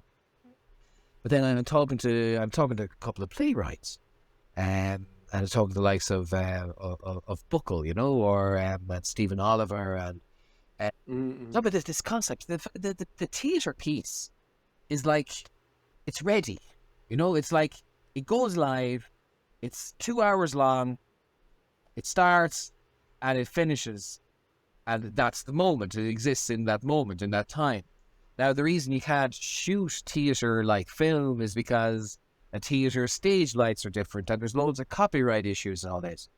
But if you're going with new IP, like with Mr. Buckle, you know, and you've got the actors who know all the words, you know, the costumes there, the set's already made, the whole lot. I'm going to fail big time. It's going to be a chaos, a disaster. But in my head, I'm trying to watch what that's going to look like to try to shoot a fucking movie live. You know, to shoot theatre as movie. If I want to, if I don't know if you heard of this movement, you know, Dogman 95. Yeah. I accidentally shot a movie like that for the Frantic Film Challenge just because I had no skill or talent. So they're nothingness. But I'm looking for, like, I'm thinking, sorry, like, you want all the camera angles? So fuck it. Sorry, I shouldn't curse in your show so many times. No, you can't. It's fine, Go ahead. Let's use loads of cameras, you know? Why don't just have one camera? You know, why not get all the angles at the same time, and then the man who's operating that goes camera 1, camera 3, just like in a regular TV studio. You know, they pull in and shoot that thing in real time and affect this 4 months of post-production and tens of millions of euros. Yeah. One day's work.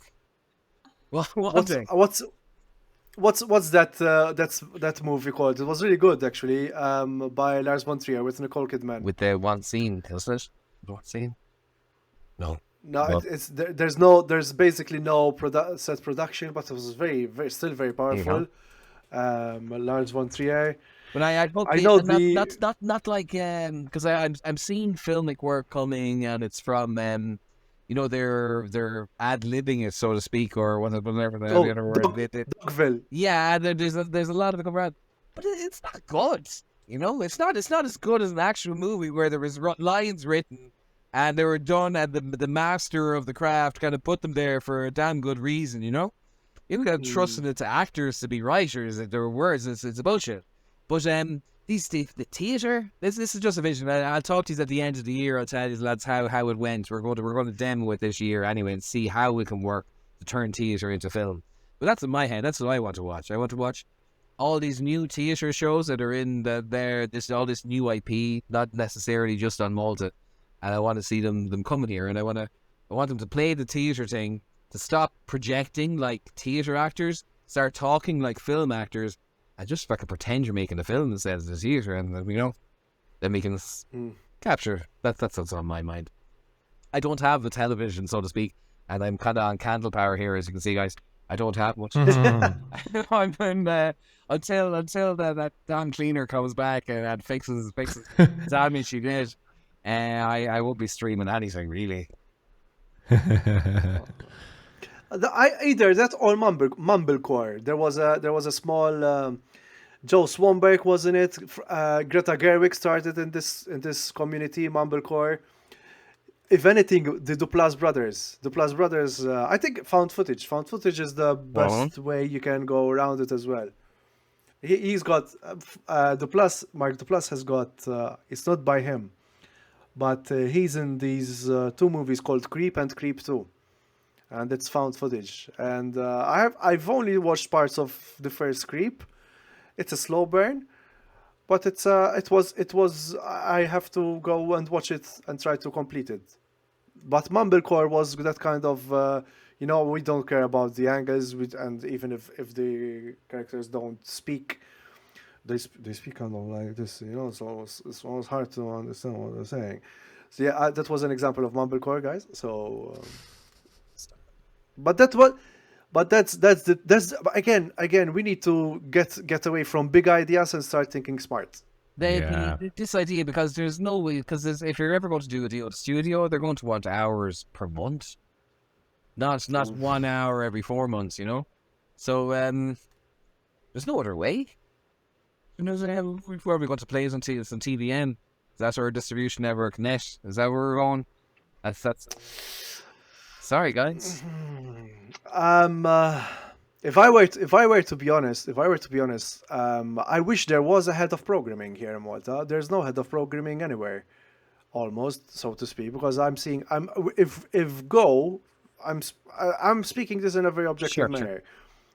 If Go has to be a very competent streaming competitor with Netflix, they shouldn't be doing shows. I've seen a billboard, not going to mention the show. I know some of the actors. I know they put their blood, sweat, and tears into this program. Fuck it. Listen. No. I think honesty has to be on the table. Like, people, I appreciate people giving me honest feedback. There's this series called Meta Bishnesh, and I saw the poster, and it seems like yet another one of the Maltese television series. And I feel like we're stuck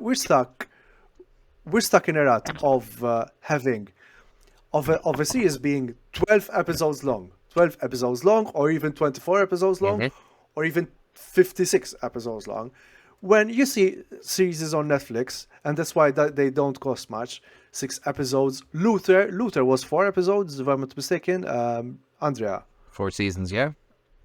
4 seasons. I haven't watched Luther, Franco, so I don't know. Sherlock for sure was not a long season. It was like 4 episodes. No, Sherlock was very short. Sherlock was 4 episodes exactly. And I think one, if the shorter it is, the more budget you have per episode. 2, the less characters you have, the more budget you have. And 3, we have to refine our storytelling. And again, I'm making this completely clear. I'm not putting myself out of this group. I'm also part of this group. And if we are not going to be honest with ourselves as artists and start thinking like, okay, why are we should start thinking small. Like, for example, one of my ideal shorts over here in Malta, because we're so obsessed with words, is having a character that says nothing whatsoever, and see what his intentions are, what kind of story he's going through, like what. And I feel like you can bounce off even more when this character says nothing and just communicates with a look. Do you know what story hasn't really been told? The kind of like the one from when we were like just after coming out of the trees and weren't talking at all yet. That one. Ooh. Easy to pull off. I'm going to be here just in case you're interested. I got it. No, I have a story in mind, and it's slowly forming, and it's slowly forming with that idea in What? mind of everything being told by looks rather by words, Sounds like it. and it's going to be. Yeah. No, I really want to be. I really want it to be very, very, very sensuous movie. So there you go. So now we have to continue with our reviews. It's time for the TV reviews, Go for Andrew. right? That's you, Franco. Okay. Beef. Yeah. Tell us about Netflix's and A24's beef. So this is the first TV review, Beef. It was released not so long ago, starring Ali Wong and Steven Yeun, and basically, if I remember correctly, I have to remember the names. So, just a second. I'm really not good with names recently. I don't know why. I have to get a checkup. So, Beef. Bear with me a second as I check the name of the characters. Yep, Oh, name Danny Cho. Yeah. Steven Yeun is Danny Cho, and Ali Wong is Amy Lau. And these are what they begin as two strangers that get into a road rage incident, and the thing escalates further into absurd lengths. Basically, they take things to absurd lengths. But there's a reason why they do so. I mean, they're both. I'm trying not to spoil much. I've seen 5 episodes, and again, this is another one of those series where your loyalties always switch. Sometimes you side with Amy Lau, and sometimes you side with Donnie. With Danny, and yeah, it's a very smartly written series. It's created by a Korean, which is very interesting. A24, big up A24 for diversity, especially Asian diversity, by Lee Sung Jin. It is interesting. It is interesting to point out that there is it is kind of the American experience, but with from an Asian perspective, and both characters are trying to live up to a certain expectations, either of themselves or of their generations. Danny always mentions his parents. He's doing this for his parents. Amy mentions how her family was not emotionally available because showing emotions in her family means weakness. And you see how this sort of conflict creates further conflict in today's world. It's very interesting. It's very interesting. I called it falling down, but not exactly. The themes are similar. These people are frustrated with life, and it's like what they're doing. It's almost to create excitement in their lives, because it's almost they're unhappy. They're both unhappy. I'm gonna leave it there. Again, soundtrack is great. Some really great sequences with one shots. It was so good. Like I was so absorbed with the performances that I forgot that I was seeing a one shot. And very fine performances, especially Ali Wong. Ali Wong comes from a stand-up comedy background, but she can perform a range of emotions.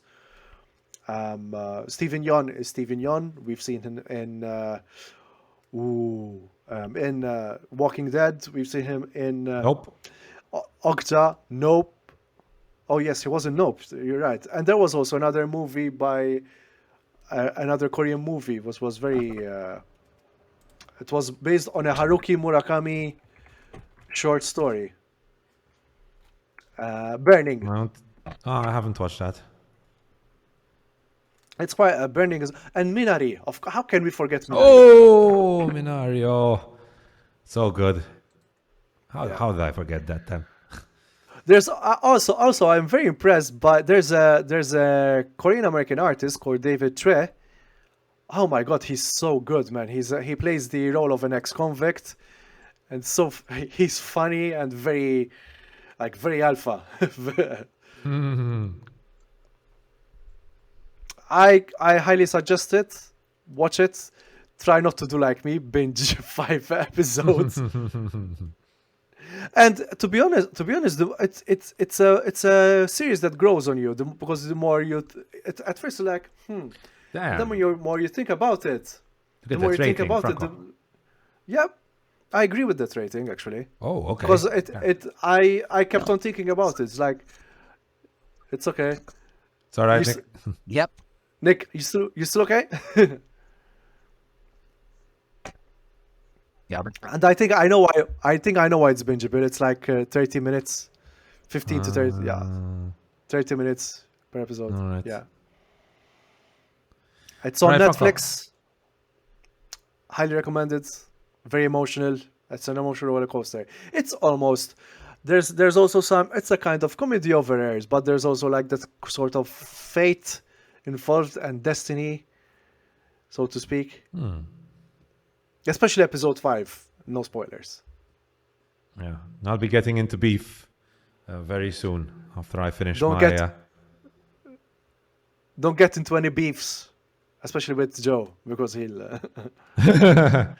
Oh, road rage-wise, right now the issues with getting to Hull Safi, getting past the airport leads to a lot of road rage. So that's something I experience daily. But with regard to the series looks interesting. Sounds interesting. So yeah, I'll definitely be checking it out very soon. All right, Franco. Guys, now I'm going to be talking about The Mandalorian and Succession. If you want to leave, you can. It's up to you. If you're going with Mandalorian first, I'm staying once it goes to Succession because maybe that's my next And watch. skip now. out because I want to I'll see go. that episode. I don't want any spoilers. Guys, Andrea, Franco, really thank you for having me. Hopefully you guys You're enjoyed. welcome. And Thank you for joining us, And- Nick. It was a blast. Yeah, really. We had a lot of Thanks fun. for It was a lot of fun. thanks for your insights as well. Yes. That's very interesting. Very interesting stories. So I Whenever was there I are was words, you impressed. know? I make a lot of big claims. I'm a lot of bravado, not much substance, but maybe there's truth to what I say. We'll see. See guys. Ooh. I'll see you. Let us know in the comments. Let us know in the comments if it's just bravado Can you or verify? truth. Hey, verify you. See you guys. Pleasure. Thanks everybody. Ciao, Thanks, Nick. man. Thanks for joining us. See ya. Bye, Nick. Bye, folks. Ciao, ciao. Bella Franco, I'll get into The Mandalorian then for you first, and then you can leave.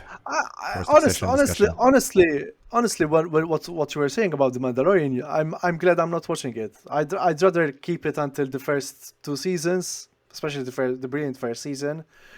I didn't mind the second season, to be honest. But this No, season I like the seems, second this, season. This is season 3. This is season 3 now, yeah. I'm not hearing So- any good stuff, unfortunately. The issues. So, we last discussed episode 3.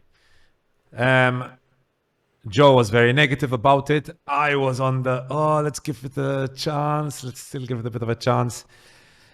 Episode 3 was bad. Episode 4 was very, very bad. Very, very bad. That was the... No, I think actually we discussed episode 4 as well, right? The Carl Weathers one. I think we had discussed it. Yes, you did. You did. And I liked the direction by Carl Weathers, but overall, the writing for that was horrible. Episode 5, directed by Peter Ramsey and obviously written by Jon Favreau, was a surprisingly very good episode called The Pirate. Surprisingly good episode. It reminded me of the old Mandalorian, where we had this adventure with Din Djarin joining the other Mandalorians in saving the planet. I don't remember the name of the planet. Oh, Navarro. So they save the planet. It's a nice. There's some nice action there in it in episode 5. That was a very good episode. And it ends with it ends well. It's like a whole story, 40 minutes long. I liked it. I liked episode 5 very much. I think Joe liked it as well. He said I think it was his favorite of season 3. The issues, the big issues, and I'm really surprised who directed this, because this is directed by Bryce Dallas Howard, and Bryce Dallas Howard generally directs the best episodes of The Mandalorian, Yeah, that's true. by far. And again, the issue here is definitely not with the direction, exactly what I said with the Carl Weathers episode. The issue here is not with the direction. So, anyways, what happened in episode 6? So, episode 6, we have Bo-Katan, Din Djarin, and Grogu, who arrive on this planet, Plazir 15. And they go there basically to retrieve Bo-Katan's former army, right? Who are there led by Axe Woves, who they're now mercenaries, right? And then they settle on this planet, Plazir 15. Anyways, they arrive on the planet. They're directed to meet the rulers of this planet. And we meet Captain Bombardier and the Duchess. And you're watching Star Wars, right? Which are Jack Black and Liz. Wait. Sorry. You watch Star Wars, right? For to lose yourself in like a fantasy. And Franco, like you spoiled. Sorry. I'm watching this episode, and suddenly I see Jack Black on the screen. And I mean, I'm fine with Jack Black, as in I don't mind seeing Jack Black. And then there was the Duchess. Now, I'm going to be honest with you, Franco. I have no idea. I had no idea. And I still have no idea who Lizzo is. I know she's famous. I have no idea who Lizzo is. I know she has some famous songs. Lizzo is such a bubbly character, and secondly, she has some great songs. Juice, I like Juice. I mean, the problem with songs like that is they're overplayed to death. But I like Juice, and there was what's it? Can't stop us now. She has good. She makes good pop songs. Yeah. And she's also the first African American woman to play Benjamin Franklin's flute, if I'm not mistaken, which is a crystal flute. Let me confirm, guys. I'm gonna confirm this. So that's I'm talking to fill in the dead air. So but in the meantime, once you look it up, Franco, Lizzo may be a great singer. I don't know her song, so yeah, I can't comment about that. But with regard to her performance in this, oh boy, that's some of the worst acting I've ever seen in Star Wars. And like Nick told us, I hate sand. Sand is coarse, and it gets between things. So if I'm saying that this performance is one of the worst, that's a very, very low bar to be talking about. So, the performance was horrible. So Franco? let's correct what I said. It was a 200-year-old crystal flute. So that part is right. But it was gifted to former American President James Madison in 1813. And Lizzo is. Let me check again. She was the first African American woman to play this flute, and she played it beautifully. She played it freaking beautifully.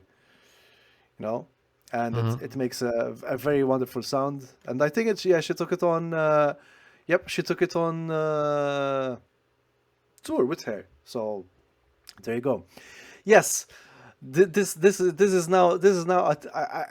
Even I was not really convinced seeing when I saw the post on Instagram, because I follow Lizzo on Instagram. She doesn't follow me back. I'm mad of where Lizzo. Hey, Lizzo, come on. Look at me, Lizzo. Hey. I mean, she's not going to be joining the podcast, definitely, after my comments. No. Listen, like I said, I would love to have Wes Anderson on the podcast. I'm not joking, because let's make it clear. Let's end this beef with Wes Anderson. I like his filmography, especially Royal Tenenbaums. I like Moonrise Kingdom. I'm not liking the direction he's going. Look. Let's say Luca Guadagnino. I keep on thinking of many other examples to prove my point. Luca Guadagnino started from I Am Love, which I loved. Sorry for pun not intended, but the cinematography was great. Then I didn't watch A Bigger Splash, and I didn't watch much of his later work. But then he went off towards horror direction, Suspiria, now Bones the Doll.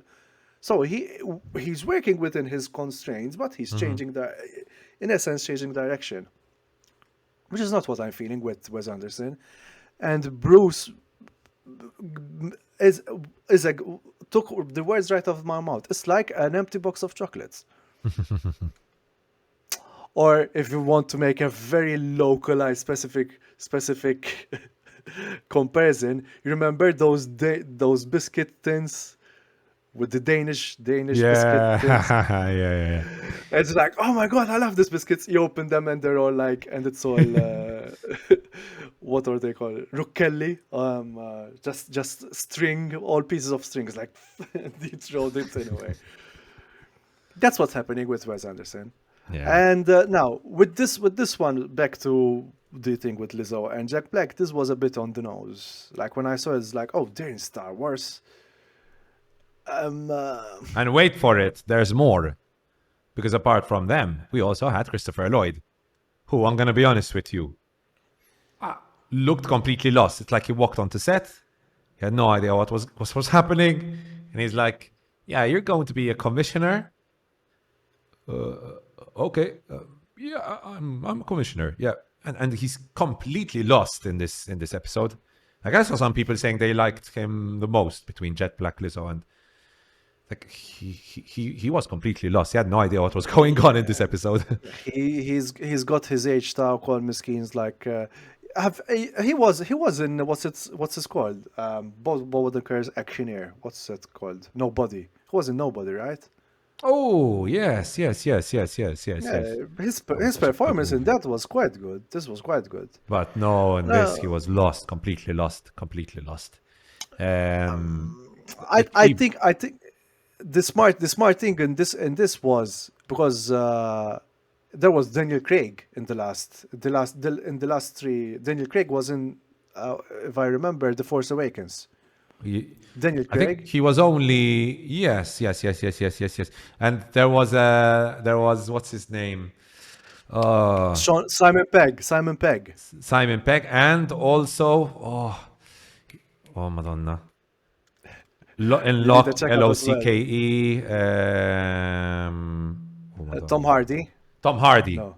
Tom Hardy as well. He was I forgot what he was in Star Wars. He was a stormtrooper, I believe. I think he was a stormtrooper in it. With Daniel Craig as well, most probably, because Daniel Craig is the guy that gets Force. He was in the lift scene. He was in the lift scene where there's John Boyega in it as well, and they start talking to John Boyega. He was in that scene, I believe.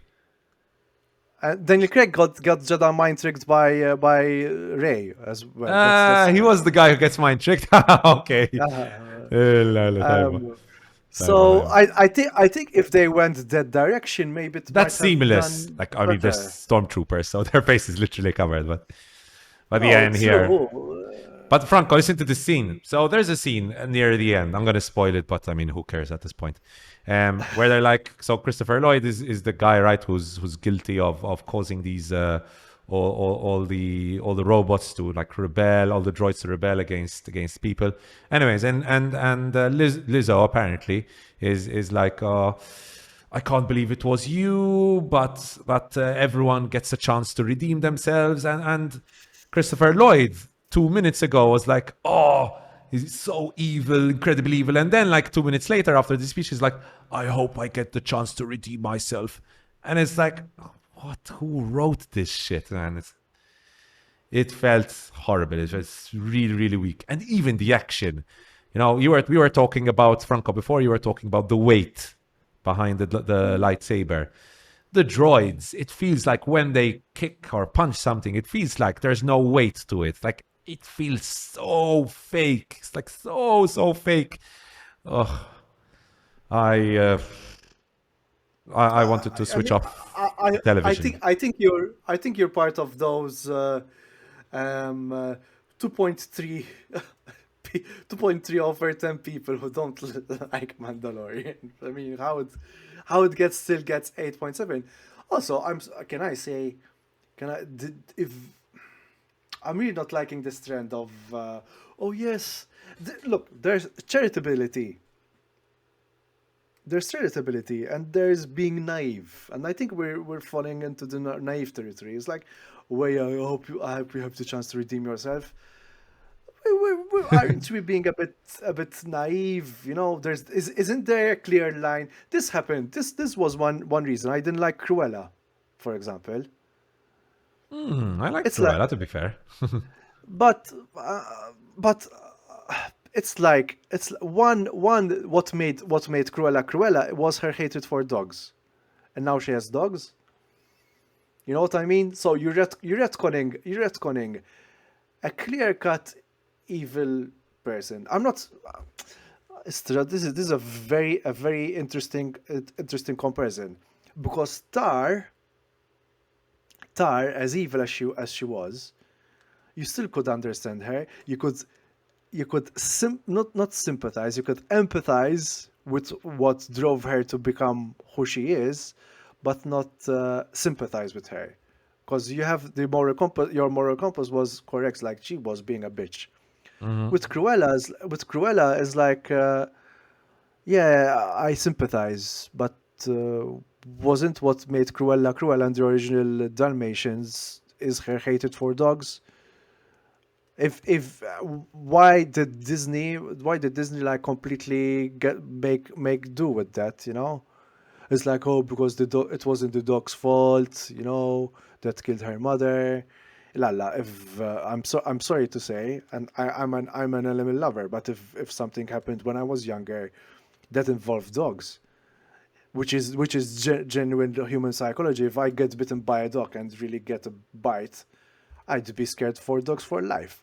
And then maybe the redeeming factor would be, okay, I want to love. Listen, I have this fear and I want to get over it.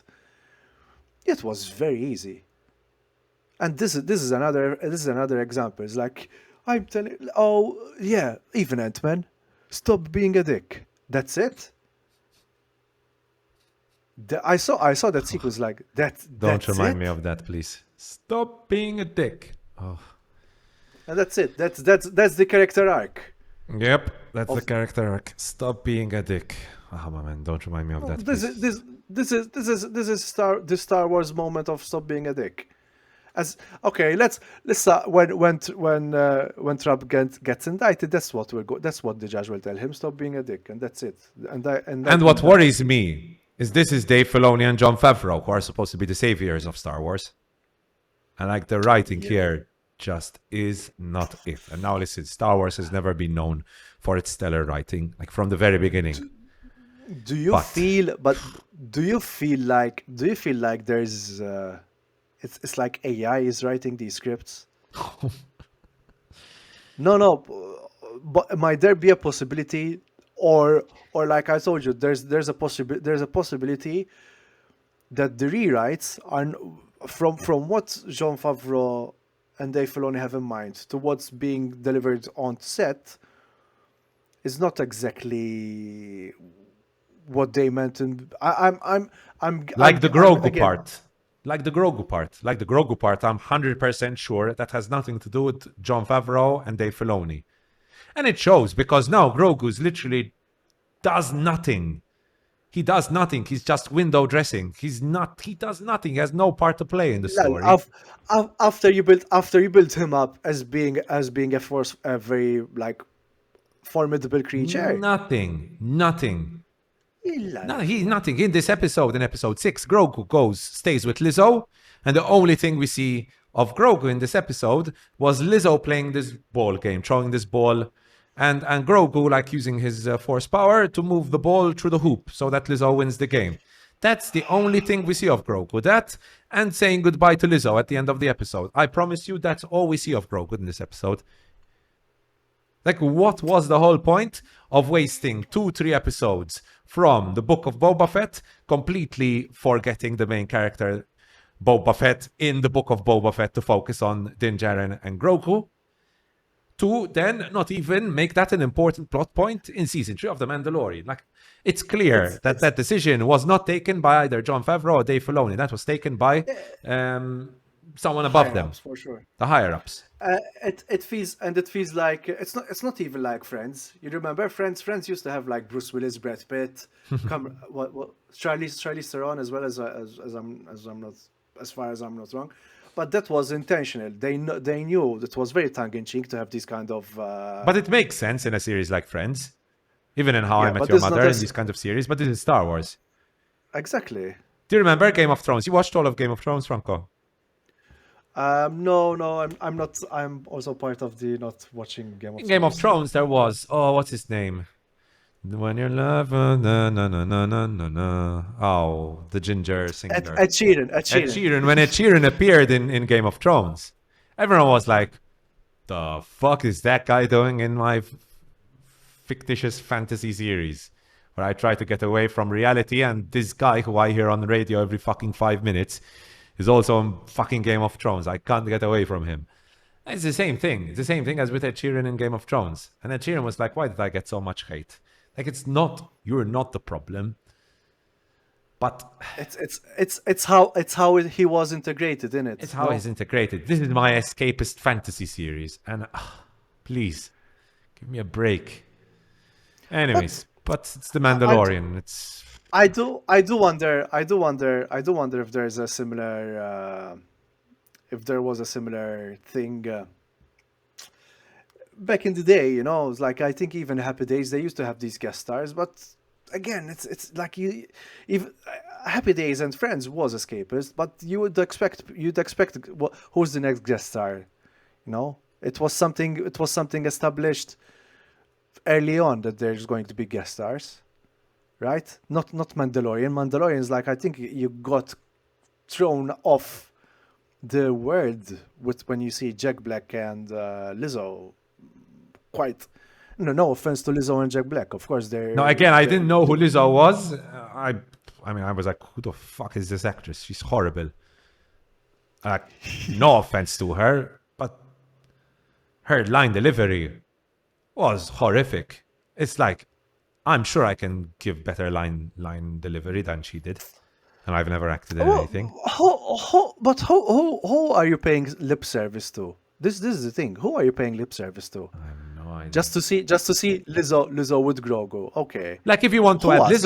Lizzo, but as an alien, for example. If you want to add Jack Black, but as an alien. Integrate them into the series somehow. Yeah, like if even what's his name? Bill Hader. Bill Hader was BB-8. Yeah, exactly. Do something like that. That's creative, but not add them as a couple and make it like, oh, so in your face, like really, really in your face. Ugh, it didn't work at all for me. I know there are a lot of people liked it. Mind you, it has a positive rating. Rotten Tomatoes is like 81%, and on IMDb it's like at 7.2 out of 10. So There's, people liked it. The episode rating. Yeah, the episode rating. But, So people apparently liked it. We don't like fun, memx tagħmel. We're three grumpy old men, that's it. But I hated it. I thought it was one of the worst, if not the worst, Mandalorian episode ever made so far. So go watch Beef. Go watch Beef, Andrea, or Succession, which I'm gonna let you see. Talking about Succession, Franco. Spoiler alert, and spoiler alert to all our viewers and listeners. And that is why, Franco. Listeners, I'm gonna leave you in the safe hands of Andrea. Thank you, Andrea, for doing this project. I think I never said this out loud. Thanks to you. These 2 hours. I'm sorry, I'm being very emotional. These 2 hours are my mental break, man. I feel so happy talking to you about movies. I feel so glad that you did this project. Thank you for the opportunity to have me on this. Sometimes I say shit like "fuck Wes Anderson," but no, seriously, you don't know. I mean, sounds exaggerated. I live for this. Damn. So to be fair, I plan my week around this as well. So for what it's worth. So thanks for this initiative. If possible, now that we're in episode 20, now we have a good catalog, and I hope for the next episode you've seen the email. Now the surprise is out for the team. I hope this would be another first for a Maltese podcast, especially centered around movies. And I'm looking forward for that episode. Thanks so much, Yes, Andrea. And definitely. please, anyone who's been listening up to this point, please thank Andrea and do send him all the love And some donations on PayPal as well, no? All right. Ciao, Speak ciao, later, Franco. Jmin. Ciao, ciao. Ciao. Talk to you in a bit.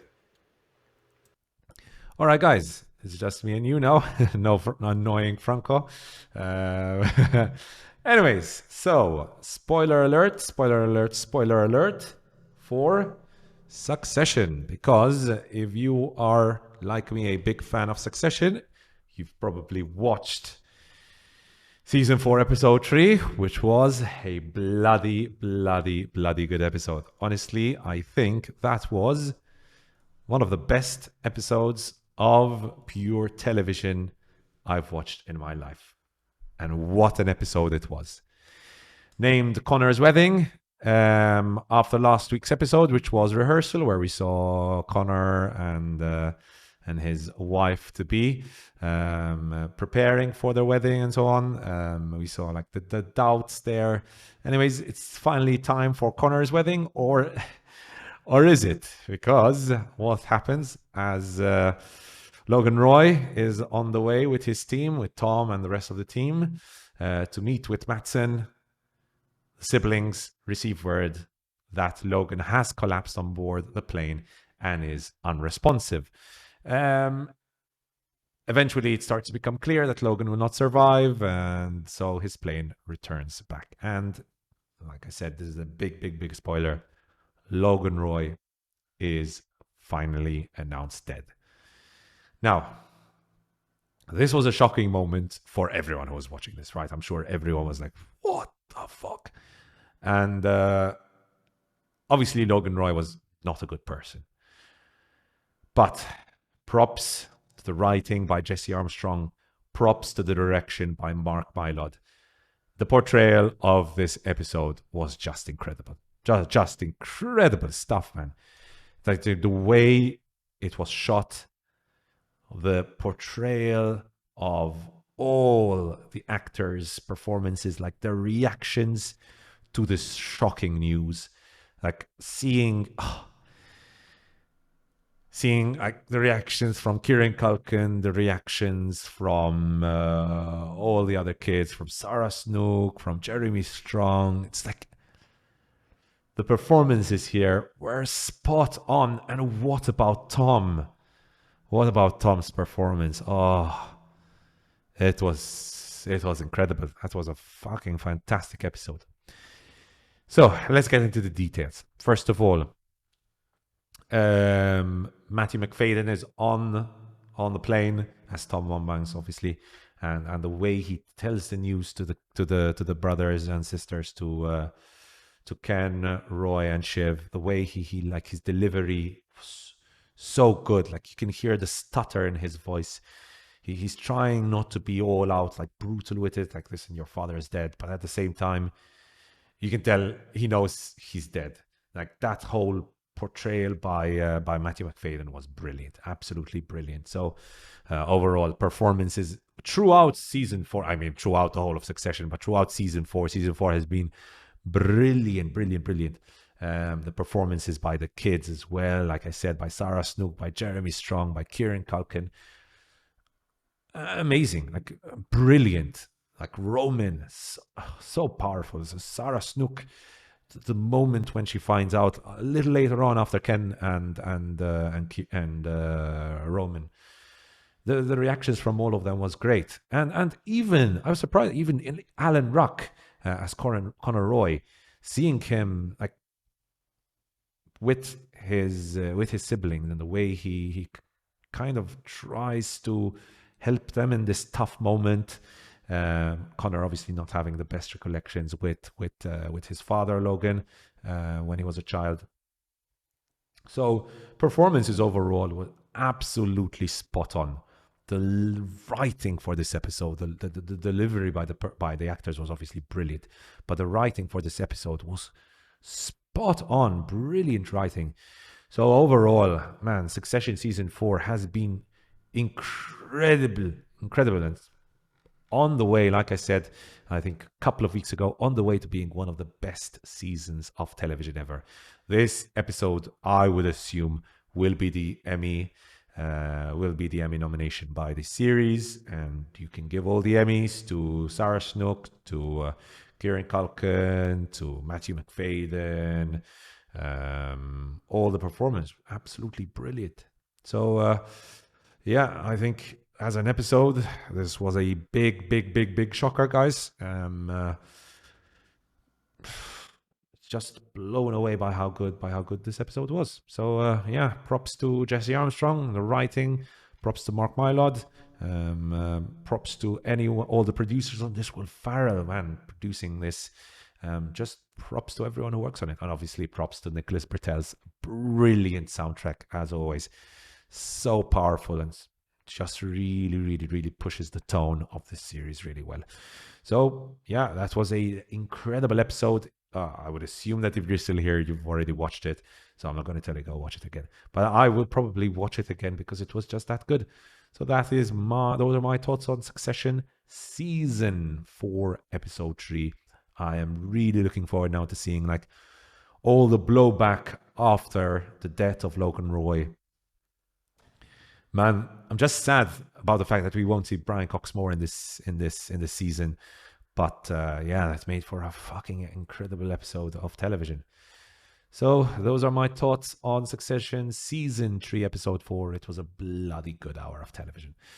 Anyways, that's it for today's episode of the Ad Lib Podcast. Like Franco likes to tell you, don't forget to like, don't forget to subscribe, don't forget to follow. To our listeners, follow us on Spotify. To our viewers on YouTube, again, like, subscribe, and comment. Let me know what you thought about. If you've watched The Mandalorian, what did you think about the last 3 episodes of The Mandalorian? If you've watched Succession, what have you thought about Season 4 so far? And what about Beef, the series Franco talked about? What did you think about Beef? Let me know. Let us know in the comment section below. I hope you enjoyed this episode. Nick was a great special guest to have on the show. Such a blast, such a fun guy. And I hope we'll have him on very soon. But that's all for today, guys. Ciao. Peace.